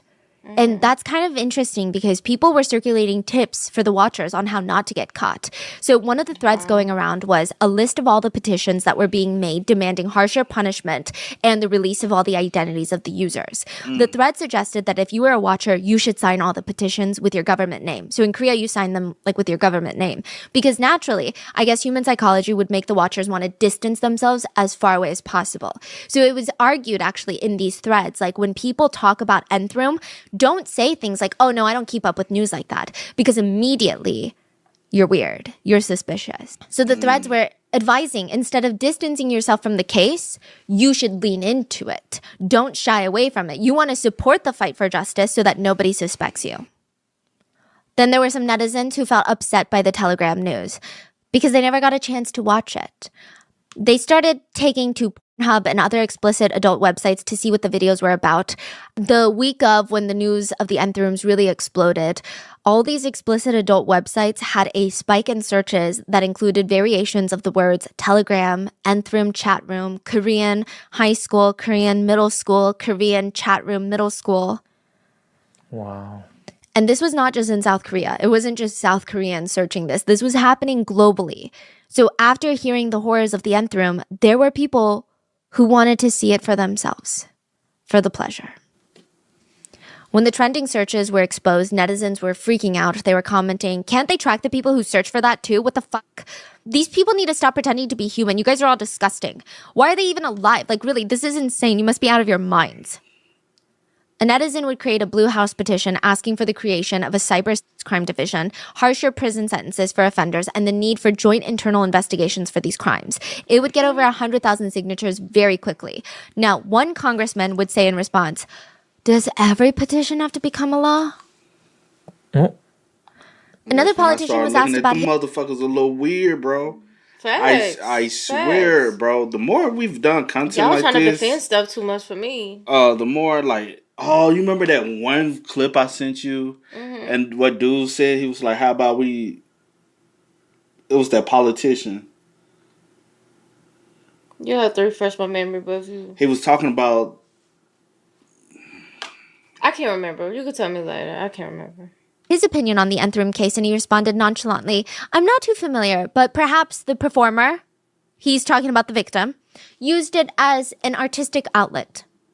Another congressman said, if I'm only consuming these videos for self-pleasure, is there a reason to be prosecuted? If I alone paint a picture, I can't be prosecuted for the law. Wait, What? these are... Politicians. I feel like they just outed themselves. Yeah, Right. Exactly. precisely. Yeah, What? exactly my thoughts. And this case wasn't just impacting the country on a big national political scale. It was infiltrating young people's everyday lives, like everybody's lives, not even just the victims. And I say that not to emphasize like, oh, there's other victims, because I don't, like, the victims of the Nth Room cases are the victims of the Nth Room cases. I think there's a lot of collateral damage that was done to the society and to families, but I don't know if I would categorize them as victims, right? But just to show you the big widespread implications of this case, there's an anonymous forum where a lot of college students and high schoolers will go. This one high school girl posted on there, and she went by the username Miss A. She said that she had a dilemma in her personal life. She said she had been dating this guy, and he confessed to her the other day, hey, you know the Nth Room thing that's been going around? Well, I saw the videos. But I didn't know that the girls were being forced to do all those things. I thought they were just making it for, you know, consumption. I thought it was just like explicit material they were making. The girl posted that she felt really gross about his response because she wrote, I mean, the videos weren't normal, you know? Like, you can't really, they're doing explicitly weird and terrible things. And not to mention, like, I heard that when you see the Nth Room videos, you can just tell that they're not of age. Like, it's very obvious. So she told the forum that she immediately confronted her boyfriend and said, it doesn't matter if you knew or not. Like, just the fact that you watched it is weird. She stated that she broke up with him and he got very angry. And he was so angry that she wasn't trying to be considerate and understand his side of the story. What is it? She wanted to ask the audience, am I the asshole for breaking up with him? No, you're not. Wow. One rapper in South Korea went by the stage name Simba. And nobody asked, but he posted on Instagram saying, the more the situation for the Nth Room becomes intense, the more we need to be level-headed instead of becoming hot-headed with emotion. I hope there will be a cold and realistic punishment for the perpetrators. Yes, this is a case that has become a hot issue among citizens, but that does not mean the users should all be sentenced to life. That would not be fair. Plus, that would be overlooking the precedent. You know, just because we're angry and about the case does not mean that we should increase the punishment. This could mean later, if and when your son or your brother ends up getting caught watching some pornography, that their consequences will be based on the results of this very case. What if this case becomes the new standard for society and they all get sentenced to life for watching explicit videos? This is so much more than about us. This ain't just explicit content, bro. This is like, you gotta think about it. It's the subject, like... Especially the ones that were watching it, encouraging things, asking for certain things, knowing that these girls were not of age. Not even just that. Those who were going to these docs' homes. All of that. And performing acts and recording doing all of that. The whole nine. Yes. Like, what are we talking about? Like, bro, what? And that just screams guilty, guilty, guilty, guilty, guilty. And then y'all get mad because other people... You can't get mad, bro. Like, y'all was preying on people. Like, y'all was... And then... And then these are young people. Yeah. And then you want me to tell you another thing I think about, like with this? I bet you any money, it's not even just men watching. Yeah. I bet you any money, there are some women that are getting up on it too. Possibly. And it's, Sickness does not have a gender. you're right. Because So you got to think possibly. about it. But for you to be able to sit there and encourage the torture of other women, that's just even more like. I'll get sentenced to life for watching explicit videos. This is so much more than about us being upset and wanting the perpetrators to pay. The public reaction went as well as you would Makes imagine. no People were sense. flooding his Instagram with comments asking him if he was one of the 260,000. Some said, just keep your mouth shut, okay? If you don't know what you're talking about, this random ass Exactly. rapper. If my brother gets caught watching shit like this, getting sentenced to life isn't gonna happen to him because I'm gonna kill him myself. Other netizens tried to reason with him. They said, what if your sister or your girlfriend or your mother gets tricked into this crime and becomes a victim of these perpetrators? Would you still want them to be punished reasonably? Like, have you thought about it like that? The rapper responded to the comments and he doubled down.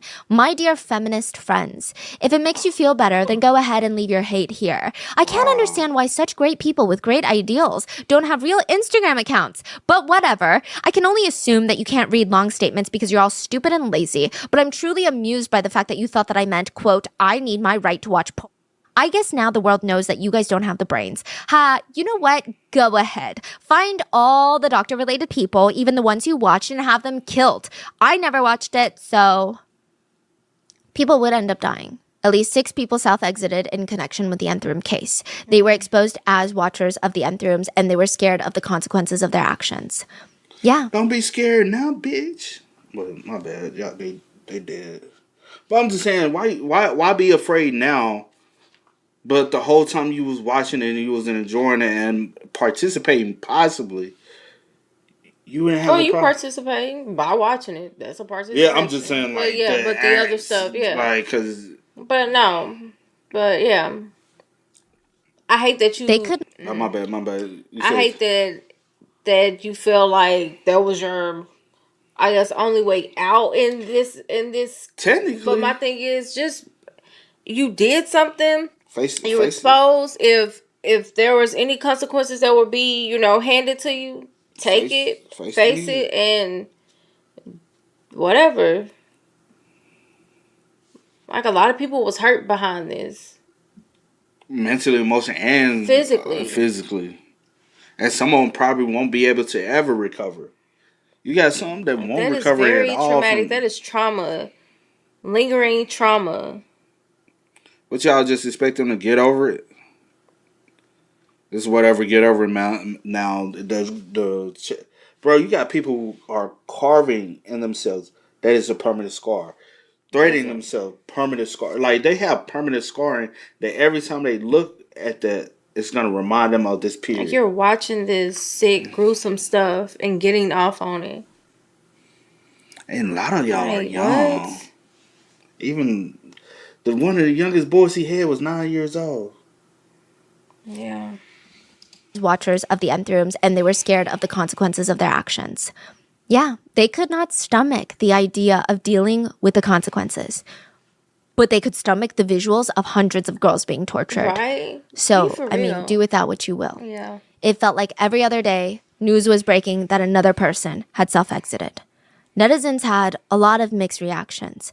Some felt bad for the families that they were breaking up, not saying that these people deserve to get off scot-free. Like, they deserve to be in prison for very long times. definitely. But it was likely a shock to wives, mothers, sisters, children. I mean, they were all collateral damage in all of this. Yeah.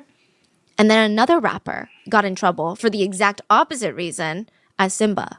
So after the news broke that 6 men had taken their lives over the concerns that they would be exposed as watchers of the Nth Rooms, one rapper wrote, "This is making me so happy. If more of them die, I'll write a commemorative song. Let's all reveal all their identities." He even added a story of the Han River saying, "Let's go. This is the Han River, kiddos." Talking to the people who are watching. And he had mixed responses from netizens. Some netizens called him out for having a song 10 years ago that referenced underage essay. He was also found to be drunk driving a few years back, so he doesn't have the cleanest reputation. Okay. Others just analyzed the intention behind his message, and they said that he was encouraging self-exiting. Others felt kind of torn. They said, tough call. I mean, on one hand, we shouldn't celebrate. But on the other hand, that person is trash who contributed to the victimization of women and children. So another reads, I wouldn't necessarily cheer for their deaths, but I sure as hell would not shed a tear for them either. True. The police tracked down 124 people in relation to the crimes, and 18 people were formally detained. The doctor and God were sick, but these guys were just as depraved and sick for helping these two. One of them, An Sung-jin, helped God, and he alone had distributed over 1,000 child exploitation videos. He even essayed a 12-year-old girl, and when he was asked, why would you do that? He said he R-worded her out of, quote, sexual curiosity. Wow. Try to imagine saying that as an answer. I don't even... And it's very interesting. I think the analyzation of these two perpetrators, the doctor and God, is that the doctor, Cho, is the definition of an incel. He hates women.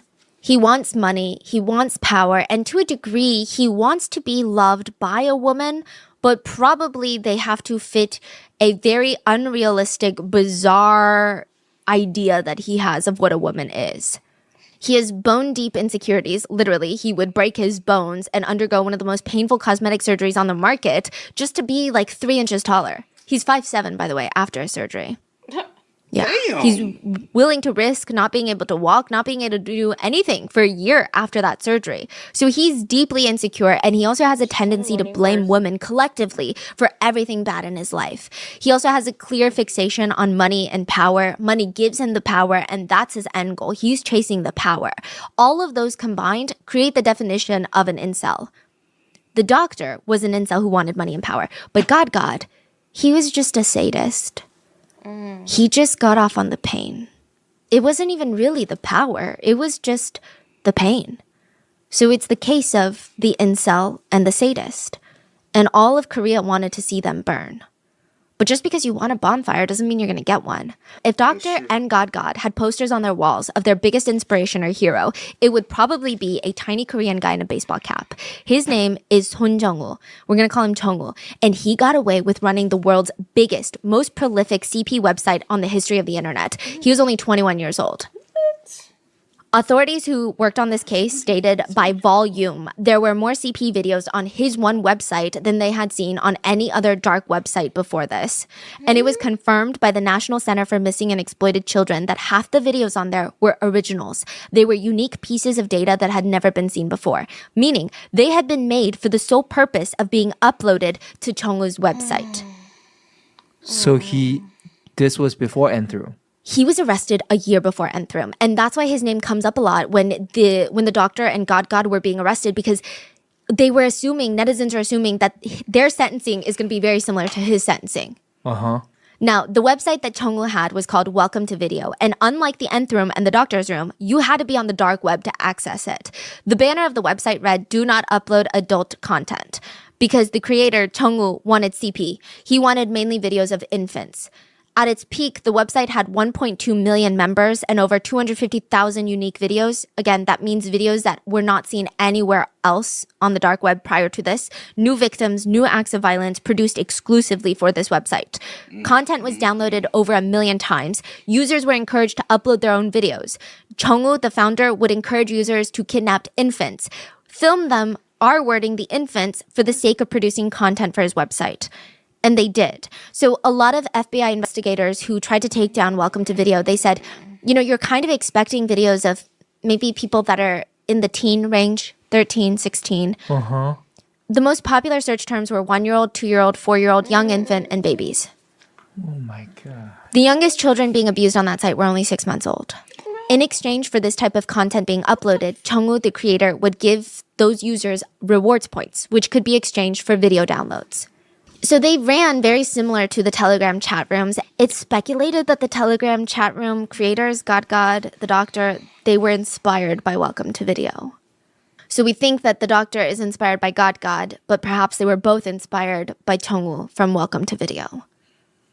But he was caught. Yeah, so Welcome to Video actually flew under the radar for a really long time on the dark web, and it wasn't even discovered by South Korean authorities. And it's not even just a South Korean. The founder, I don't want to say founder, I don't know what other word to use. Chongwoo, right? He's South Korean, but this was a global issue. Like, this was discovered because people in other foreign nations were getting arrested and they found Welcome to Video on their computers. It was terrifying. Like, they had never seen anything like this before. The US gets involved, and oddly enough, the IRS would be the ones to take down the website because it's financial fraud. Yeah. The IRS has like their own investigation team. It's crazy. So 337 people would be arrested. The network of video production spanned across at least 38 countries and at least in 23 states. A lot of the watchers had very alarming occupations. One was a federal agent for Homeland Security. Another was a vice principal of a high school in Georgia. One man ran a daycare in Kansas. There were former congressional aides, a former Border Patrol agent, which, side note, this Border Patrol agent is absolutely vile. Authorities found that he had an active GoFundMe running where he was raising funds to adopt his wife's daughter from a previous relationship. He's like, this is my stepdaughter and I want to formally adopt her. He was simultaneously, as he has that GoFundMe, simultaneously uploading videos of himself fully abusing that stepdaughter on videos on Welcome to Video. Shut the freak up. While presenting to the world that he was this hardworking guy who needed the funds to adopt her. Another guy that was caught with Welcome to Video on his computer had 450,000 hours of CP on his hard drives. 450,000 hours. You could watch his collection of videos for 51 years without ever repeating or stopping for a single second. 51 years. 5-1. Another man, a father of two, was caught being a buyer of Welcome to Video, and when they went to arrest him in his house, they found hidden cameras all over his house to film his children's friends when they came over to shower and use the restroom. You fucking lie. So Welcome to Video was a CP operation that led hundreds of people being arrested from all over the world. I mean, it was used internationally. At least 300 were arrested in the US, as well as other arrests were made in Finland, France, UK, Italy, Sweden, Canada, Saudi Arabia. In total, at least 38 different countries. It's estimated that there were over 1 million registered users. Over 1 million. When it came to Welcome to Video's founder, though, the judge in South Korea said, he's young. He was 21 when he started. He's 23 when he was caught, similar to the doctor and God. He's adult. Yes, but he has no criminal history, and he's reflecting on Bro, himself. what are you talking about? He also has a wife that he must support. He was given 18 months in prison. Wow. 18, 1-8. Not 2 years, like 1 year and 1.5 years. Like, Korea just don't care about. Yeah, well, the judges don't care. The citizens care a lot. Right. Yeah. He was even asked why he created the website, and he responded, well, I thought child videos would make more money than adult videos. Even his dad said, it's not like he killed somebody. What's the big deal? I'm just not going to let him use the computer anymore. Wow. Yeah. Side note, the laws in South Korea are horrendously written when it comes to crimes against children, but not just like South Korea thinks like this, it's just the law. I mean, there were massive petitions nonstop. Every South Korean is so confused because they were saying, we get longer time for smoking weed in Korea. Like, who are you guys protecting in this country? Like, this infuriates me. A lot of Koreans were saying, send him to the US because the US wanted him. The US said, extradite him to us. We're going to charge him in the United States. And if he was charged in the US, he's looking at like 75 years to life and probably going to get murdered in prison. Yeah. South Koreans were saying, send him, extradite him. He's going to get his shit rocked in prison. That's what the netizen comments were reading. Yeah. South Koreans were protesting, arguing, who are these laws made for? Yeah. They're not made for the citizens. Right. They're not made for the children. A lot of netizens asked, South Korean netizens were asking, it feels like the judges won't change the laws because they participate in these activities, and if they get caught, they don't want harsh punishments. That's what it feels like, because why else would you not change it? It doesn't make any sense. Now, y'all already know what it is. South Korea denied the U.S.'s request for extradition. I bet you they did. Yeah. They said that they needed to investigate him for illegal gambling. Gambling is illegal in South Korea, and they said he used some of his profits from Welcome to Video to gamble, and that's illegal. Yeah. He made a few $1,000,000 while the site was up, which is crazy. And he used some of that money to gamble, and he was sentenced to 2 years additionally, which is 6 more months than what he got for the distribution of CP. So illegal gambling, he got 2 years for CP and running one of the 18 months. craziest. Man, we That's already know what that means. That's wholeheartedly. Well, I was using this site too, and I got to be a little lenient with them because I don't want my secrets coming out. That's exactly what that. At this point, you can't tell me anything different. And I don't care who it is. You can't tell me anything different. Bruh, I ain't gonna hold you. Bruh, do you know, like, every video we do now that has anything with this subject matter, like, as far as body cam, it automatically gets flagged for controversial throughout the video, and they cannot show it. And I'm like, please explain to me. And I'm like, it's on YouTube. We don't react to anything that's not on YouTube already that's being monetized or whatever. But y'all come at it because, hey, that's a controversial topic. How is it a controversial topic? Because even the body cams, you remember that one we did when they was in an 18-wheeler and they went on a high-speed chase because they were wanted for that? It got flagged. All it was about a high-speed chase. That's it. But it's the subject matter of why they went on a high-speed chase is because he was on that same time, and they were like, I'm like, bro, how? Makes Why? no sense. Nope. And it just keeps popping in my head that those who are participating in that are trying to limit the exposure of it. Mm-hmm. Because recently, even the pastor dude, 6 months. They were just sentenced to 6 months for assaulting a 12-year-old. Was it? I think she was 12 at the time when he was assaulted. Yeah. 6 months? 6 months? And he probably was like, yeah, who are y'all really? He's like, I could do 6 months, but trust me, I know all y'all secrets. And they like, yeah, we'll do 6 months. We'll let you do 6 months. Dark web CP websites, he got 1.5 years. Yeah, and he was not extradited to the U.S. Wait, so when was this? This was 2018, a year before. Oh, shit. God, and is the he doctor. out? Yeah. Yeah, I think so. Yeah, he'll be out. Yeah. So, What? it's absolutely insane. Yeah. He's still doing it. So if there's any comparison to the amount of time that the doctor and God are going to get, this was the best case reference. And South Koreans were terrified. I mean, they were scared that this was going to happen again. Netizens were commenting, when I played Monopoly growing up, I used to wonder if there really was such a thing as get out of jail cards and if they existed in real life. And it turns out they do. In our country, Korea, it's just called having a penis. Prosecutors requested life sentences for both, arguing that these crimes were unprecedented in history and that Cho, the doctor, clearly had zero remorse. Netizens really hoped that the government would listen. I mean, they were commenting, I hope these two get sent to the nth circle of hell. And in the end, the doctor, Cho, was sentenced to 45 years in prison. That's it. The judge said his behaviors caused extreme pain on the victims and they are demanding of severe punishment. So I guess in their minds, technically compared to the previous cases like Welcome to Video, it was a lengthier sentence, but it's really nothing in the grand scheme of things. It would later be appealed and he would get 42 years. Meanwhile, God was sentenced to only 34 years in prison.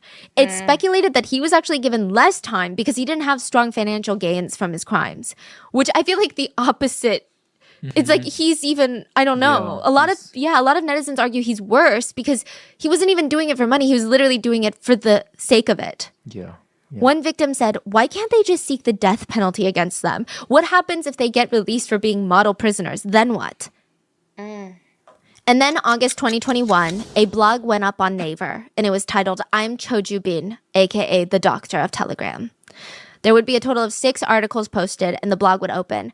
I opened this blog and Instagram account as channels to express my opinion, which is the truth. I know I'm offending people writing this stuff, but I'm not trying to deny my sins. I want to selflessly admit what I did wrong. Wait, this was when he's in jail? Yeah.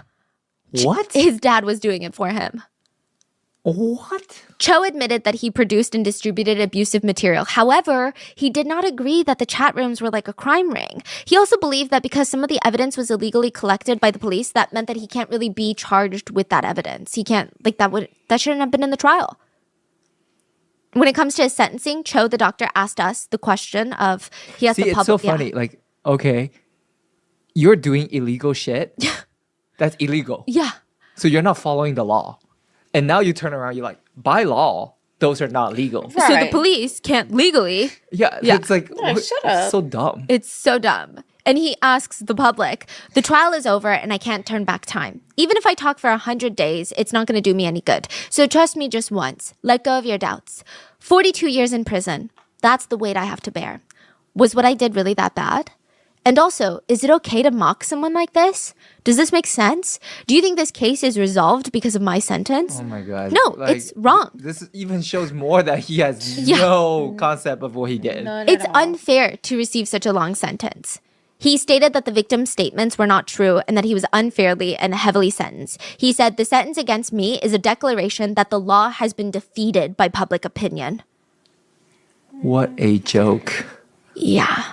He has zero remorse, and I don't think any of them are going to get any vigilante justice in prison either. South Korea has pretty relaxed prisons compared to the US, and there does not seem to be a strong association with offenders getting poetic justice behind bars. The Dr. Cho even had time in prison to make a pen pal. Do you guys remember the child star killer case we covered recently? A child star married a man, ended up cheating on him, and he mysteriously died in a cliff jumping incident. He became her pen pal, giving her tips on how not to incriminate herself and how she should not talk to the police. She should not work with the police. Wow. So yeah, I don't think he feels any remorse. None. Neither of them. One citizen wrote, since our country does not have the willpower to punish these criminals, at least send them to the US or send them to North Korea. Send them to the correctional centers there. We don't have to spend our money, our taxpayer money. We can just outsource these things since it doesn't seem like we're going to improve our system anytime soon. There were some small amendments made to the CP laws in South Korea after this case. They made changes so that possessing, purchasing, and viewing illegal content would have imprisonment up to 3 years, or you could be fined $23,000. Those who plan to commit SA, so you know how in the chat rooms they're like planning to commit SA? Wait, you only get 3 years? Yeah. So those who plan to commit SA would be sentenced to up to 3 years, and the age of consent was raised from 13 to 16 years old. But is this really enough to stop the chat rooms? Reporter Kim from the first episode said, every day there were dozens of different chat rooms appearing and disappearing, copycat rooms, spin-off rooms. I mean, at the time of our investigation, there were hundreds of rooms with some variation of the nth room in their names, even if they weren't run by God. Like Project N. Project N was a chat room on Telegram that was created by Pemuge, and he would essay middle school girls, post the footage into his room. He produced and distributed 76 different pieces of content. He was only given 5 years in prison. Or there's another case dubbed the second nth room case. 10 men, including middle school and high school students, were arrested for distributing CP through Discord. So not Telegram, but Discord. They originally ran their CP operations on Telegram, but after God and the doctor were arrested, they moved their operation to Discord. Now, this particular case was really disturbing for South Korea because the quote producers in the operation were minors themselves. Yeah, see, like that's said, the examples. Yeah. And the consequences are so low. For minors in Korea, yeah. And they were selling these videos, like full essay videos, for $8, $23. And it wasn't just in Korea. November 23rd of 2022, an Australian who is ethnically Korean, Lee Sung-il, was accused of threatening underage girls and creating videos of them to spread on Telegram, just like God and Paksa. He operated close to 30 Telegram chat rooms that were very, very similar to the doctor's rooms. Those are just the ones that we know of right now. But who's to say there aren't more? I mean, I don't think that ended with the doctor or God. But that is what we have with the nth rooms and the doctor's rooms. What are your thoughts? Please stay safe, and I will see you guys in the next one. Bye. It's sad because That's heartbreaking. That was heartbreaking. it's sad because I'll say this, even like in a situation like that, you still got all these apps and everything, and they're still not being regulated. Right? So what prevents one from starting another one up today? Facts. 2, 3 years from, especially if y'all not gonna do anything about it. Yeah. Like what prevents someone saying, you know what, I enjoyed that. Let's get that started again. Because y'all got the operators, but y'all didn't get the people who were financially providing the finance behind it. Y'all didn't get the people who were committing the crimes of it. Y'all didn't take that initiative to implement penalties on them. So those are still people who are out here fiending for it, that content. And who knows, they might have started another private group. And because I'll say this, they only going to learn to do better. Try to be more careful about it. And they'll get to the point where say, hey, if you don't personally already know somebody in this group, you're not going to be. And then you have to kind of how it'd be like an invitation thing. Yeah. But you have to know. And then you have to get approved by the admin or something. This person had to vouch for you to the admin. It's still going on. It's still happening. Shit weird, bro. And that's sad, man. And like I said, and that's what I really feel like a thing that people got that's real big right now is because, like, even when we do the videos, I'll be telling C, I'm like, damn, bro. Like, I knew this shit was a thing, but I didn't know it was this bad. Yeah. Y'all are literally going to these girls are in their homes, and y'all are going to them telling them come outside. So basically, we can take what we want from you, and if you don't, we're gonna really violate you in a whole different way. And so with that pressure, y'all make them want to be like, okay, I'm gonna just go outside and do what they want me to do.